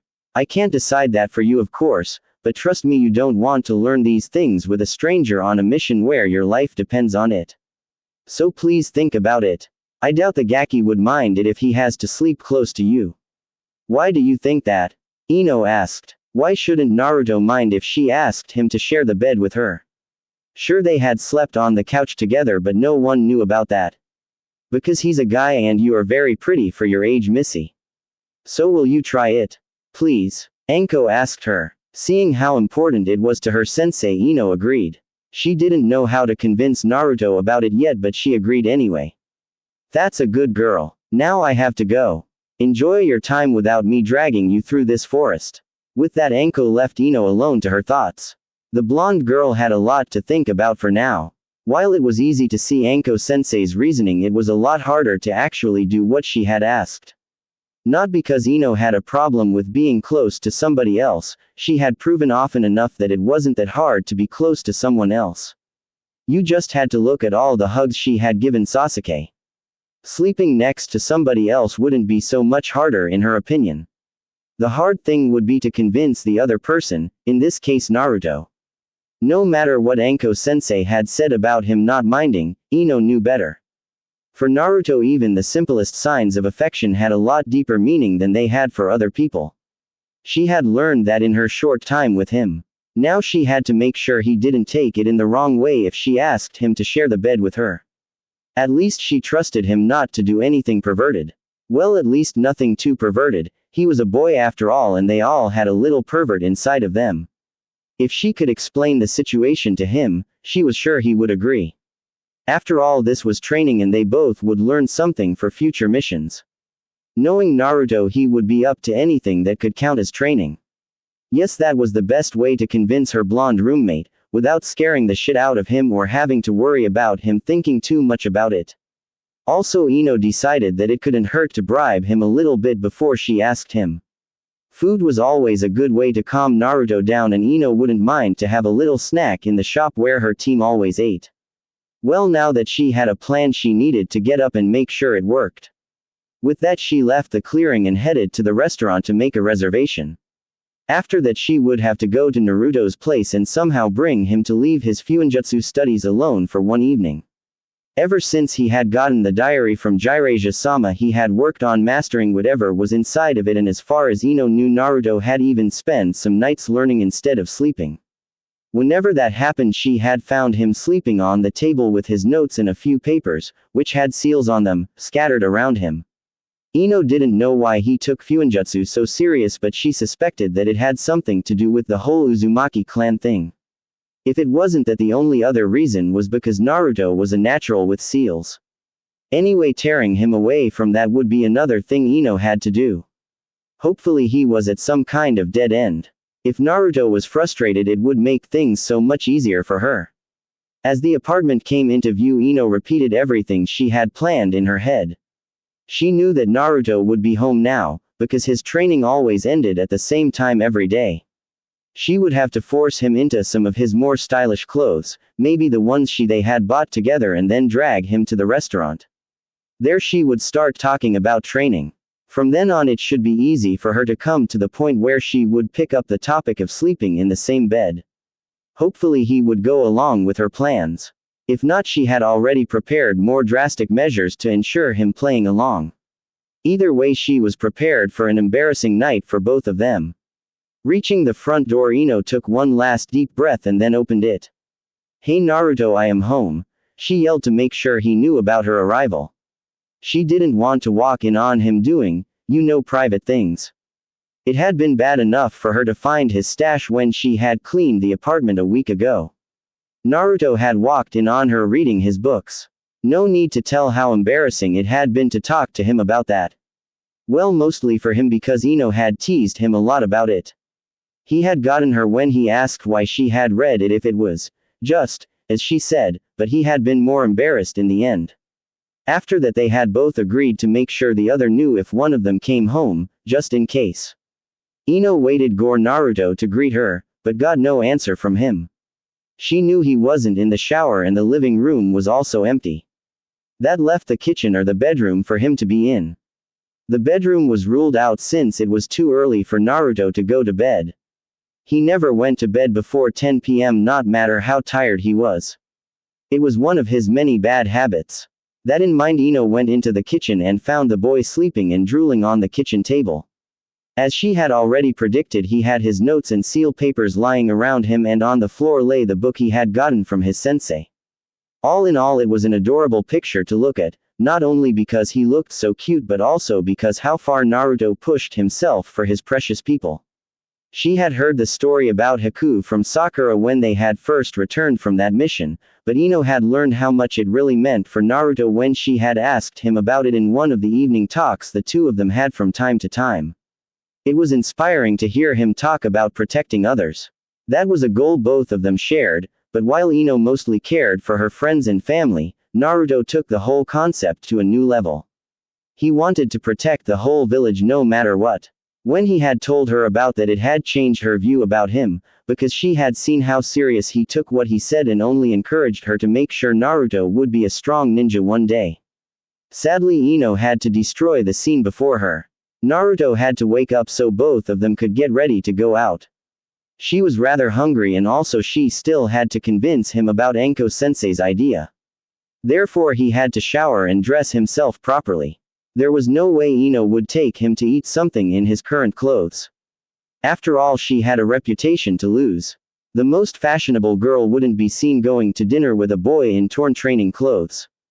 Naruto didn't need to be dressed for a date or something, but at least he had to look good enough to go out. The blonde girl went next to him and bent down till her mouth was next to his ear. In a sweetened voice she cooed his name. She was sure he would wake up from that and be too perplexed to complain about her waking him. The boy stirred but didn't wake up.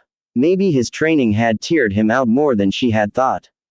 Well then, there was always another way to wake him up.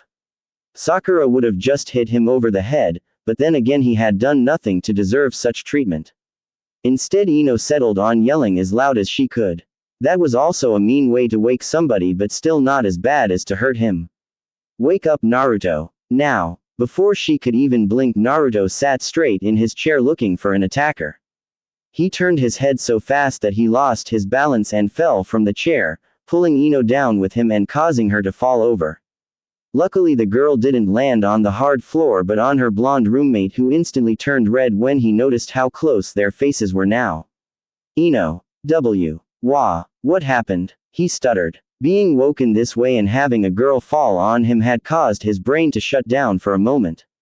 Or at least that was what Ino thought as she fought her own blush. Damn, why didn't she fall on the floor? Nothing, idiot. You fell and pulled me down. Now get ready, I want you and me to go out and eat something. She told him before she got up as fast as she could. She had no intention of letting the situation get more awkward as it already was. You mean like a date or something? Naruto asked in his still sleepy state. He didn't even know why he had asked something stupid like that. Of course Ino wouldn't want to go on a date with him. For a moment there was silence before Ino broke it. Yeah, something like a date.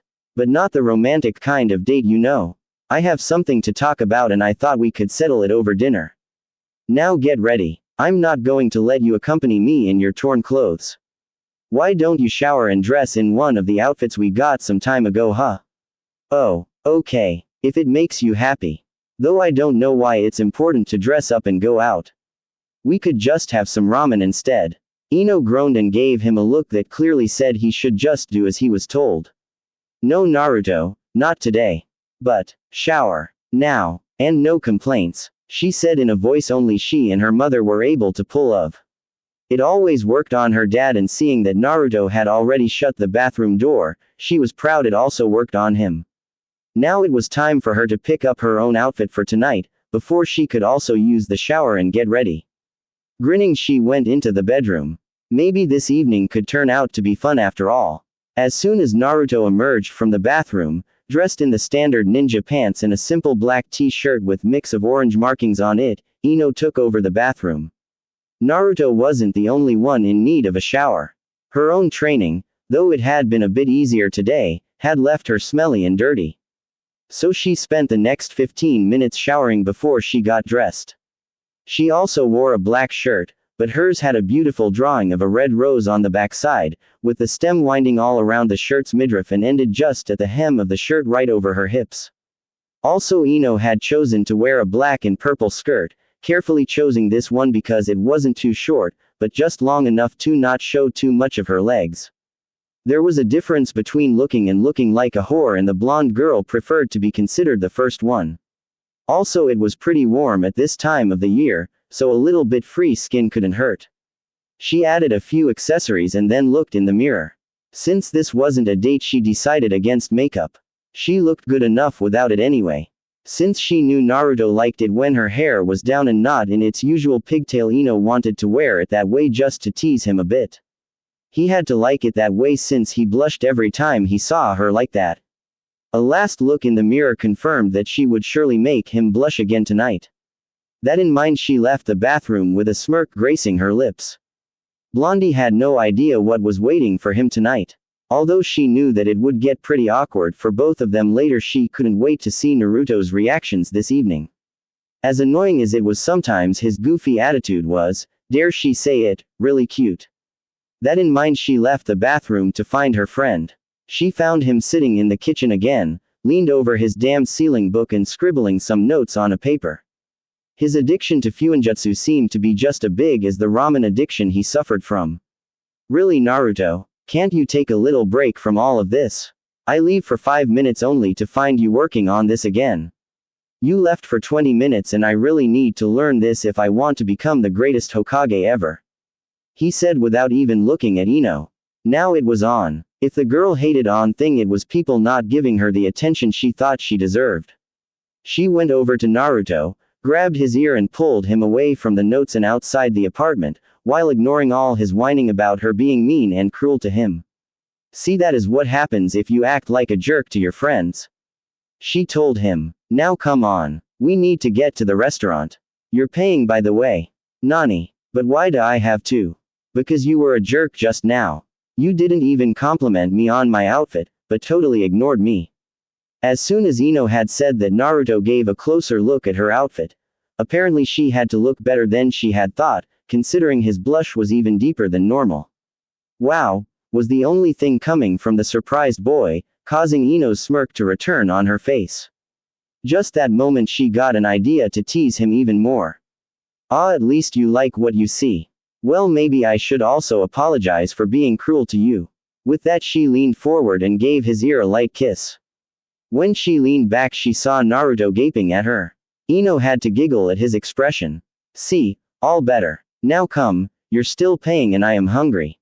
With that, she dragged him to the restaurant. There they ordered their food and then began to talk. At first they were only talking about their training, since it was what they spent most time with nowadays. Ino learned that Naruto had training water jutsu, just so he could teach it to her for the next few days. She remembered about their teacher telling her about the day offs. In return, she told Naruto about her training in reading people and how he should learn a little of that too. Also, she told him about her observation mission today. They made plans for training together for the next few days and how to improve their teamwork. Getting along didn't mean you could work together. Naruto also asked her if she had ever heard something about flower jutsu, since he had stumbled about a description of those in the diary he got from Jiraiya. As soon as she had heard about it, Ino asked her blonde boy if she could read that part. After all, she loved flowers, and if she could use them for more than just poison, but for actual jutsu, she would be one happy camper. The evening went on and they talked and talked. But never came the opportunity to mention a certain topic. That is till Naruto asked her if they could sleep in for those next few days. He really wasn't a morning person, so he would take every chance to sleep in. Well, I think we could sleep a little longer, but only under one condition. Ino replied to his question. Huh, condition? What condition? Naruto asked, confused. Well, you see, Enko-sensei said something about being prepared for real missions and the problems that could occur on those. And what has that to do with us sleeping in tomorrow? Well, you know, she told me that you had to sleep close to somebody quite often, you know, to share warmth, or because there isn't enough room. Okay, but, Naruto began, but Ino interrupted him. And she said we should get used to that by sleeping in the same bed. Oh, Ino watched as her words sunk into Naruto's skull. Surprisingly, his answer wasn't to yell and making a scene.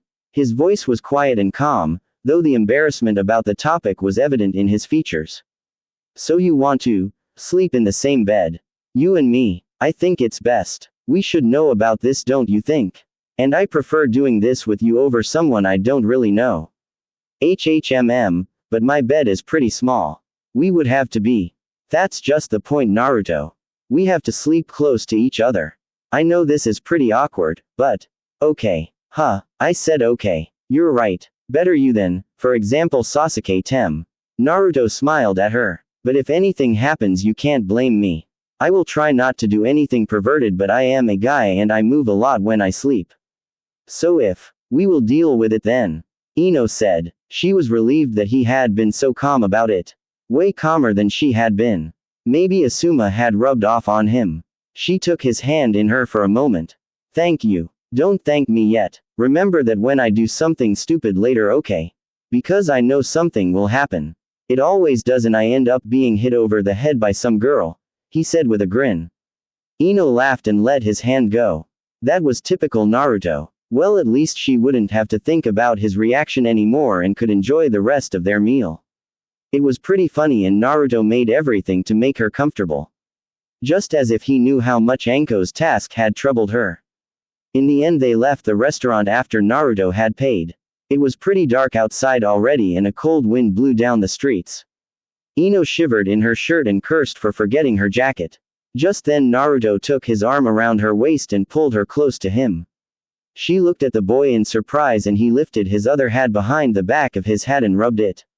Why don't we start being close right here? He asked with a red face. Better than being cold, isn't it? Ino smiled at how cute he acted and placed her own arm around his waist, leaning a little against him. Sometimes she didn't know how Naruto could have so many different sides on him, but he had his moments. Well then, let's go home, she said, and both of them started to walk arm in arm. Little did they know about 4 pairs of eyes that had watched them all night, following their trail. As soon as the 2 teens were out of sight, 2 shadows vanished into the night, while 2 remained at its place, unsure of what exactly they had just witnessed. Without knowing that they had been watched most of the evening, the blonde pair got to Naruto's home without anything happening. When they were inside, Ino went into the bathroom again to get ready for bed, while Naruto just sat down on the couch, not knowing what to do with himself. Anybody who would have watched him could see how nervous he really was about what Ino had asked from him. Not that he was afraid of it, but for him to be that close to somebody was, well, something unusual. He barely ever received a hug or something like that before he had picked up Ino, and now he would be sleeping in the same bed as her. And while it wouldn't have been a big deal to a lot of people, the 14-year-old boy didn't know what to make of it. He didn't know how to act in such a situation, and his only hope to survive this was that Ino was just as new to this as he was.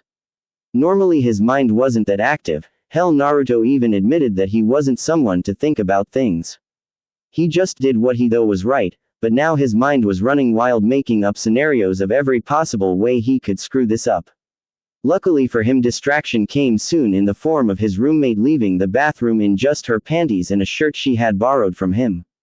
Actually, she had just taken it and he hadn't said anything about it, but why would he? She looked good in it, and Naruto liked to see her like this, which Ino had noticed and teased him about more than just one night. Now she just looked at him as if she was expecting him to do something. When he didn't do anything but look at her, she decided to speak. Well, why are you still dressed? It's time to sleep, and I won't have you sleeping in the bed with your clothes on, she told him in the bossy way that he was used from her. Her words broke him out of his thoughts, and he started to undress while Ino already got under the sheets. When he was only dressed in his boxers and his shirt, he attempted to join her, but the girl stopped him with another request from her side. Why don't you take off your shirt, Naruto? If we do this, we should do it the most embarrassing way possible. Which means a much free skin as possible on both sides. But, I mean, why? He asked, shocked. Well, if we do it like this, there is nothing that will surprise us when the real thing comes. I know it's, well, you know, but if we have to do this anyway, we should prepare for the worst case and such. Naruto noticed her red face, and he could also feel the blood running through his cheeks, while he thought about her request. Honestly, he didn't want to take his shirt off, even if he understood how reasonable Ino's words were. After all, she didn't know about his biggest secret yet. Thought Ino didn't know much about sealing, she would sure see the seal on his stomach and ask why it was there. Hiding it would also be impossible, because the damn thing wasn't exactly small. Lying would also be useless. The damn girl was too good at reading him. Suddenly he wasn't nervous anymore. Now he was just afraid, because he didn't see how this could end without her hating him in the end. Naruto, I don't have all night. Just take your shirt off and come to bed. Ino would rather not take my shirt off, if you don't mind. Oh come on. It's not that big of a deal. Don't worry, I won't tell anybody about ugly scars or something like that. What we do in this room stays here, promise. That's not it. Well, what is it then? The girl asked in an annoyed and impatient voice. Did he really have to make this more difficult? What was so bad about taking of the damn shirt? It's just. Naruto began. But before he could finish, Ino, in her rather rash way of doing things, had already gotten up and stepped in front of the boy. She took the hem of his shirt and in a swift move undressed him, without leaving him any chance to complain. Naruto's reaction to that was to freeze like he had been hit by a kunai. Now there was no way out anymore, and suddenly his shock about Ino's actions mixed with utter panic. Meanwhile the girl watched his reaction, and while she did, she noticed the rather big seal on his stomach. Though she didn't know what it was, it had to be the reason for his strange behavior. Not knowing what else to do, she just asked him about it. What's that? A seal? Naruto answered without meeting her eyes. I can see that. What is it good for? And why are you so scared about me seeing it, huh? It seals something inside me, that's what it's good for, he said silently. Little did he know how much he hurt Ino with not telling her the whole truth. And she knew that he was hiding something from her. Why couldn't he just tell her? Did he not trust her enough or something? Hell, she knew about his nightmare already. This seal couldn't be so much worse for him to tell her about. Naruto, I don't want to pick everything out of your nose. So please tell me what this is about and why you are so afraid. Please, I promise no matter what this seal is for, I won't tell anybody. Okay. Ino could see that he still was afraid, though she didn't know of what exactly. So now she tried to relax him with her words. The next few minutes she spent with reassuring Naruto that he could trust her, while the boy still didn't say anything. In the end, Ino thought that there was no use and turned to just go to sleep. Actually, she did so in a rather angry and hurt way. Before she knew what she said, the words already left her mouth. Fine, be that way. You know what? I don't give a shit. It seems I've been wrong and you don't trust me at all. This whole sharing a bed thing was just stupid, so please could you sleep on the couch tonight? If you trust me so little, there is no use for sleeping in the same room. So please just leave. She didn't know why it hurt so much that Naruto didn't want to tell her. And worse, she was confused about why he had been okay with sharing a bed, but didn't want to talk about some stupid seal that was probably just for his training or something. Naruto, on the other hand, realized he had hurt the girl and tried to make it right again. Sadly, there was only one way to do so. And the result of that would be that she hated him anyway after he told her. Or so he thought. Still, if he had to sleep on the couch anyway tonight, he could at least prove to Ino that he did trust her. After all, she had been there for him and made his life better since she had started living with him. She deserved to know. I know you will hate me, but if you have to know, the seal is one of the Yondaime seals.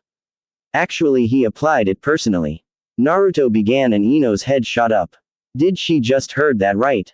As I said, the Yondaime applied it 14 years ago. In the night when the Kyuubi attacked the village, to be exact. The blonde boy continued. By now Ino knew where this was heading and her mind proceeded on how to deal with the information. It couldn't be true, could it? So as you probably concluded already, that seal was used to seal the nine-tailed fox inside me. That's what it's for and why I didn't want you to know about it. Naruto finished. So it was true. Actually, it all fit together. The glares of the villagers, the parents telling children not to go to him, his need for attention in the academy, his birth date, his hesitation to take his shirt off. Everything she knew about Naruto fit into what he had just told her. For a few seconds Ino didn't know what to say or how to react to this. She could understand why he had kept that secret for himself.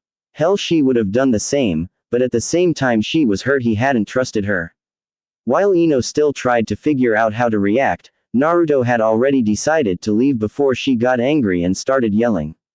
He just knew that Ino would hate him now. Who would still be friends with someone like him? He was just about to reach the bedroom door when Ino took his arm and turned him around to face her.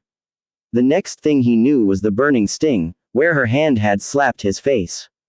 He closed his eyes and prepared for another slap, but it never came. Instead, the blonde girl pulled him over to the bed, pushed him onto the mattress and then laid down next to him. She took one of his hands in her own and then turned on her side. Because of this, the two of them ended in a spooning position, with her back facing Naruto's chest, while one of his arms was draped her body. Naruto had no idea what was going on or why Ino did what she just did. "Just so you know, I am still angry at you for not telling me, jackass," Ino said to him. "Did you really think I would turn on you? After what you did for me? Do you really think so bad of me?" I don't understand. What's going on here?" Naruto asked. "You don't hate me. But why should I hate you?" Ino whispered, and it scared Naruto, because Ino never ever did something like that. She always had been loud when she was angry, but now she was calm, but her voice clearly showed how hurt she was. "Because I have the 9 tails inside me. I am a monster. Yeah, sure, and Sasuke is the Tooth Fairy. Listen, Naruto, and listen good, because I am not gonna repeat myself. You are not a monster.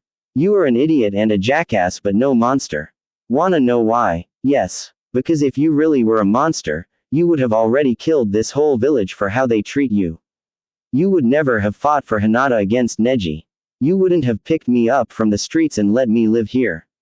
Hell, we have slept in the same room for more than a month now, and you were scared about telling me that you have something sealed inside you. If you are a monster, then so is everyone else in this village." Ino explained to him. "So you're not angry?" "Of course I am angry, Uzumaki. You didn't trust me, when you should have known that you could. Anyway, I won't scream at you for something you couldn't control or change. If the fox was sealed safe inside you the last few years, why should I be afraid? There is no way that you are a demon. You're way too clumsy for that. But remember, next time you have some secret like that, don't you dare keep it from me. Like I said before, your secrets are safe with me. I think I deserve better. Thank you." He didn't know what else to say. Ino's speech made Naruto relax. He had expected her to freak out, yell and tell everybody, but she had proven him wrong. She really was his friend. He didn't know what to say, and so he stayed silent. Ino, on the other hand, continued her rant about him not trusting her for quite a while. She had decided that Naruto was Naruto, fox or no fox. If he had beaten Gaara, he sure could have done a lot of bad things to her. Yet he didn't. So he was no monster, and with that she had only a reason to be angry at him but none to fear him. At some point she stopped speaking and tried to sleep, which was rather hard. Her anger had made it easy for her to not think about what she was doing when she pulled Naruto next to her, but now that she had calmed down she realized how close they were. It wasn't uncomfortable, the opposite to say the truth, but somehow their position felt wrong. Maybe because Naruto still held some distance between them. She didn't know, but to tell the truth she wanted him to hold her closer. Just a little bit, so she could enjoy his body warmth more. But whenever she tried to change her position, Naruto did the same, always keeping a slight gap between their bodies. After a while Ino had enough. "Naruto, could you please move a little bit closer? I am cold." I'd rather not, please." "Why not? Are you uncomfortable with lying close to me?" "No, not really. The opposite to be exact, but you know. And you in this position, caused a reaction, you know." From the embarrassment in his voice and from the hints Naruto had given, Ino knew what was up. She couldn't help but giggle about the situation. This really took a lot of the previous tension from the pair of teens. So I am giving you a hard time, Naru-chan. You could say that. Well, then we should make sure you enjoy it, nay. With that said, Ino moved her bottom right against Naruto's boxer, causing him to groan. She smirked at that, because now she had a way to punish him for not trusting her and something she could tease him with for the next few weeks. That in mind, she lost all of her previous fears of how embarrassing this night would be, and most of her anger she had held till now. After all, both of them were considered adults in the village, and while Ino wasn't she still had no problem with making Naruto squirm with her body. Actually, it was flattering to know she could cause such a reaction. "Ino, please, stop." "What? Don't you like me rubbing against you?" she asked and moved just a little more against her erection. "I do, but please, stop. Only under one condition. I'll do everything." "Good. From now on you will keep no secrets from me anymore. At least not the important ones. Also, as a punishment for tonight, you will treat me to a nice dinner, no ramen," she told him. "Oh, and from now on whenever we are in bed you'll do exactly as I say, as long as I tell you otherwise. No matter how embarrassing it will be." Understood. Yes, yes. Please, stop before I do something I'll regret later. He panted. Obviously she was better with teasing his body than she had realized so far. Very well then. Now I expect you to hold me closer. I am still cold and I don't care if you have a boner, we're not little kids. She felt Naruto pull her again him and relaxed into his warmth. After a few moments Naruto also relaxed and after a while her mind got all fuzzy. Her last thought before she drifted away was about what Anko would say when she found out about it. Ino suspected she would laugh her of. And so she fell asleep with a smile on her face. For the third time this night Ino woke up. She had shifted from her previous position again and now lay on her side, facing Naruto's bare chest. His arm was still around her and she could feel his fingers drawing circles between her shoulder blades through her shirt. At least she wasn't the only one who couldn't sleep. This whole situation, as nice as it felt, was just too new to have a deep and relaxed sleep. She placed her arm around his waist and pulled herself a little closer to him, snuggling into his chest before a sigh escaped her mouth. Can't sleep either, huh? Came Naruto's voice from above her head. She just nodded into his chest and enjoyed the feeling of his fingers on her back. It surprised her all the time how Naruto's instinct managed to let him do just the right things. At least sometimes. It's the third time I wake up, she told him. Maybe a little talking would make her fall asleep again. Good thing we have no training tomorrow. He joked and managed to bring a smile on her face. Yeah, just as if Anko-sensei had known we wouldn't sleep good. You know, I think we just got these days off to get used to sleeping together. Not that it matters, does it? Oh, by the way, could you rub my back a little bit lower? Without giving an answer Naruto started to do as she had told. Ino didn't know why but she knew she could get used, if not addicted to have Naruto do that to her. His hand was warm and somehow he managed to just find the right pattern to relax her tense muscles. Hey Whiskers, can I ask you something? HHHM. Did you ever imagine that we would end up like this? You know, you and me together in one bed. Not really. Actually I didn't think that I would end up with anybody because of who I am. Girls don't really like to end up with the loser. Which Sakura has told me more than just once. She knew he was joking, at least partly, but still to hear him say that made her feel bad about how she had treated him before all of this had started. Wanna know a secret? I had to live with said loser for a while and can't really complain. Especially since he has such skilled hands. Sakura and the others don't know what they are missing out on. You really mean that? Naruto asked in surprise.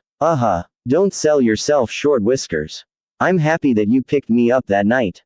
After all you didn't have to and now see how much you have done.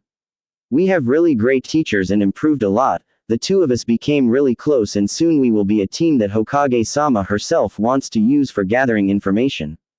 Also you have matured a lot since the academy. Things could have turned out worse if you ask me. If you say it like that, I suppose you're right. Of course I am. After all I am the brain of this team.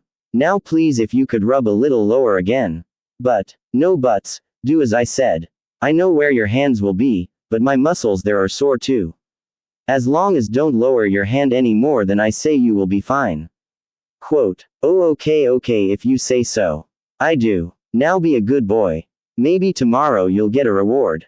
Troublesome woman. And don't you dare to start with that too, Foxy. Or else I'll show you troublesome. As Naruto continued to rub her backside, though now with shaking hands because of where exactly his hands had traveled, Ino decided that getting used to this wasn't so bad. Her roommate made this all pretty easy. Truth be told, Naruto made everything pretty easy. The girl that would someday make Naruto her boyfriend wouldn't have much to complain about, as far as Ino was concerned. Sure, he needed a little bit work, like someone to teach him some sense of fashion and how to eat healthy for example, but all of that were just small things. Compared to guys like Sasuke and Neji, who you needed to threaten before they would talk about feelings and such things, Naruto was a real gem. Too bad that he was still hung up on Sakura or else. Well, she didn't know, it was not that she really wanted to be with him. Maybe she had considered the possibility once or twice since her first lesson with Anko-sensei and Shizune-sensei, but there was no way that Ino Yamanaka would fall for Naruto Uzumaki. That was just impossible. I mean, why would he want her? She was loud, bossy, a gossip addict, and she made fun of him whenever she could. The only thing going for her was her looks. No, Naruto wouldn't be happy if she were his girlfriend. However, as soon as she had thought this, she unconsciously pulled herself closer to him, so that now there was absolutely no space between them anymore. Naruto noticed this and interpreted it as her being cold. A moment later she felt the blanket being pulled over her shoulders, before they boy started to rub her back again. Are you comfortable, Ino? Or do you want to sleep in another position? I don't mind if you do. I am fine, let's just stay like this, okay? I like being like this with you, Whiskers. Me too. Wouldn't trade it for a year of ramen. It's not too often that you can share the bed with the most beautiful girl you know, is it? She smiled at his compliment. He just knew how to make her feel good. That stupid, adorable boy probably didn't even know how it made her feel. Don't flatter yourself, Naruto. You're really not that much of a pretty girl, she joked. You realize how bad that joke was, don't you? Maybe I should make jokes about you having a hard time again, huh? Hey, don't worry. I won't tell anybody how much you like sleeping with me. Well, maybe my dad, just to see his reaction. I see a heart attack in the near future. For you or my dad? Both, of course. First him, and then when he recovers from the shock and hunts me down, I will have one. Well, then I won't do it. Can't risk to lose my new teddy bear now, can I? Well, I suppose it's better to be a teddy bear than being considered a boy toy, isn't it? Damn right. And now be quiet and rub my back, or else none of us will have enough sleep. As my lady wishes. Idiot. With that, the room fell silent again. And while Ino started to drift into sleep for the fourth time that night, she thought that maybe she could try dating Naruto. They shared an apartment, they shared a bedroom, now they slept in the same bed. Other people dated for weeks and never came that far. And a date didn't mean that she was head over heels for the boy, which she definitely wasn't, but Ino just wanted to see if there could be something between the two of them. If not, they could still be friends like now. And if there was something more, they would make the cutest couple in whole Konoha. Anyway, that could wait. Now she wanted to just enjoy the situation she was in. All she had to do was closing her eyes and concentrate on the movements of Naruto's hand. In the end, it didn't take her long to fall asleep again. Meanwhile, on the other side of Konoha, another couple also lay in bed and couldn't really sleep. The reason therefore was on purple-haired Special Jonin. Although this time she didn't keep Iruka awake like she normally did. Today she just wanted to cuddle and talk, which the Chunin didn't mind. Time with Anko was always nice, and the way his lover was talking right now made him happy. They were really cute, weren't they?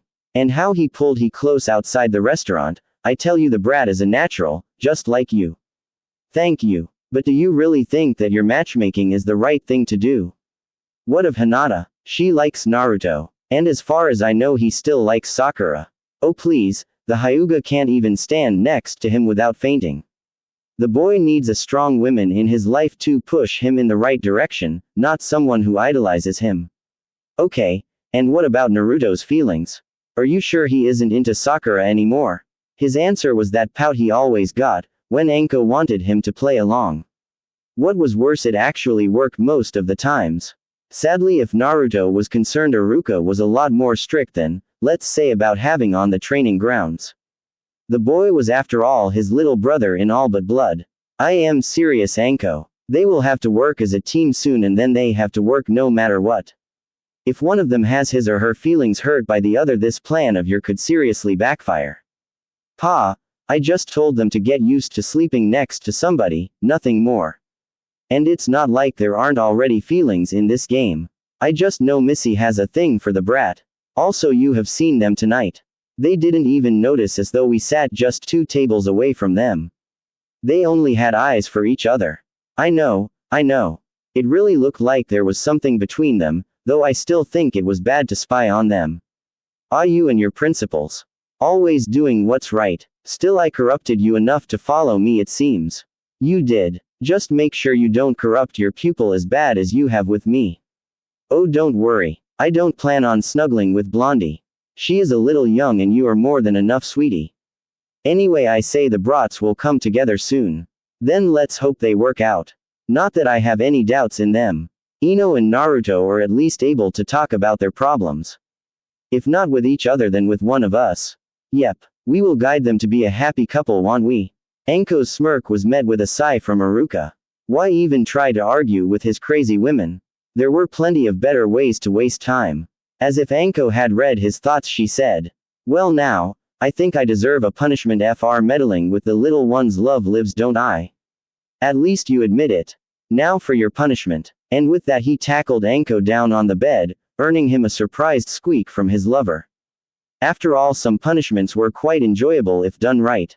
And Iruka always did things right. Whether it was teaching his pupils, helping Naruto out, or spending time with his girlfriend. To say that Ino loved waking up with Naruto the next morning would need to stretch the truth pretty far. First of all, it wasn't morning but noon when the blonde girl first opened her eyes. Second, she was laying underneath Naruto, who obviously had shifted his position while sleeping. Third, she was still tired as if she hadn't slept in days, and fourth, she really had to go to the bathroom. Not exactly the best morning in her books. Still, the picture of Naruto's head resting on her chest, while he slept, brought a small smile to her face. Sadly, there was still her bathroom problem, and Naruto was the one thing stopping her from getting up. So without being too gentle, she pushed him away from her and got up. Surprisingly, the blonde boy just slept on as if she hadn't even touched him. He just hugged the pillow Ino's head had just rested on and kept snoring. Ino, on the other hand, started her morning routine, like brushing her teeth and taking a shower and all those things. After that, she got dressed. She really missed her closet with all the clothes she had in her room, but at least Sakura had been able to bring her some things from home, other than the bag Ino had when Naruto had found her. And of course she had the few things she had bought with Naruto some time ago, so she could always come up with a good and surprising outfit. Anyway, it just wasn't the same as having her closet to choose an outfit from. As she came back in the bedroom, she found Naruto still sleeping, just that he was now drooling on the pillow in his death grip. The boy really was cute and a little disgusting at the same time. With a smile, Ino decided to let him sleep and prepare breakfast to surprise him. Maybe that way she could show him that she really didn't care about the fox. Well, not much anyway. To know your best friend, and Naruto could be considered that right now, had a giant demon inside him was a little bit disturbing no matter what. In Naruto's case, it was easy to overlook that fact, at least for Ino. Someone who was scared of her getting angry couldn't be much of a demon. And what kind of demon would allow his host to have a ramen addiction like Naruto had? Speaking of ramen, Ino went into the kitchen and took 2 cups of Naruto's favorite flavor from the cupboard. Since it was already lunch, they could eat those instead of a real breakfast. Of course, she would still force Naruto to also eat the salad she was now making. Eating ramen for lunch was okay, but it was still her goal to make sure Naruto ate healthy food. One couldn't live from ramen alone, and besides, her salad always tasted great. The blonde girl had secretly been food shopping last week, and ever since then she had made sure that there was a variety in what Naruto and herself cooked. The funny thing was, no matter what they ate, Naruto always needed a cup of ramen with it. Looking into Naruto's mostly empty fridge, she decided that besides training, the two of them had also to get groceries today. Maybe that way she could find out what else she could get her roommate besides his favorite food. Anyway, that would be done later. Now she had to make the salad, fix the instant ramen, real challenge, isn't it? And clean up the mess Naruto had left on the kitchen table since he had forgotten to put his ceiling's notes away yesterday. All in all, it took her no more than half an hour before everything, safe for Naruto, was ready for breakfast, or better said lunch. How the boy could still be asleep after the ruckus Ino had made while she had everything prepared was above her. She silently went into the bedroom and leaned down till her face was right next to Naruto's ear. First she had wanted to scream to wake him, but now she decided that there was an even funnier way to do that. If she was lucky, she would even see his cute little blush that made her happy every time she saw it. Unlike Sasuke, who had always been cold and repellent to her ministrations, Naruto always blushed when she showed a little intimacy, and there was no better boost for her ego. So time to get some of that from her whisker boy. Naruto, wake up sweetie. She cooed into his ear. He stirred a bit but then continued to sleep. Well, Ino wasn't outdone yet. Naruto, you really have to wake up. It would be a shame if I had to eat all of that ramen alone. This time she tried to sound and pouty at the same time. Apparently that way her voice got to him. He opened his eyes and focused on her face. Ino could swear she could hear how his brain worked to understand the situation, before he realized how close their faces were and blushed like crazy. Having accomplished her goal of making him blush, Ino smirked to herself. Without even realizing what she was doing, she pressed her lips to his temple and went back into the kitchen. Get up, Whiskers. It's time to eat. Naruto simply did as he was told. He still wasn't totally awake yet, and somehow he had imagined her kissing him. He rubbed the sleep from his eyes and followed Inta, who still didn't even realize she had kissed him.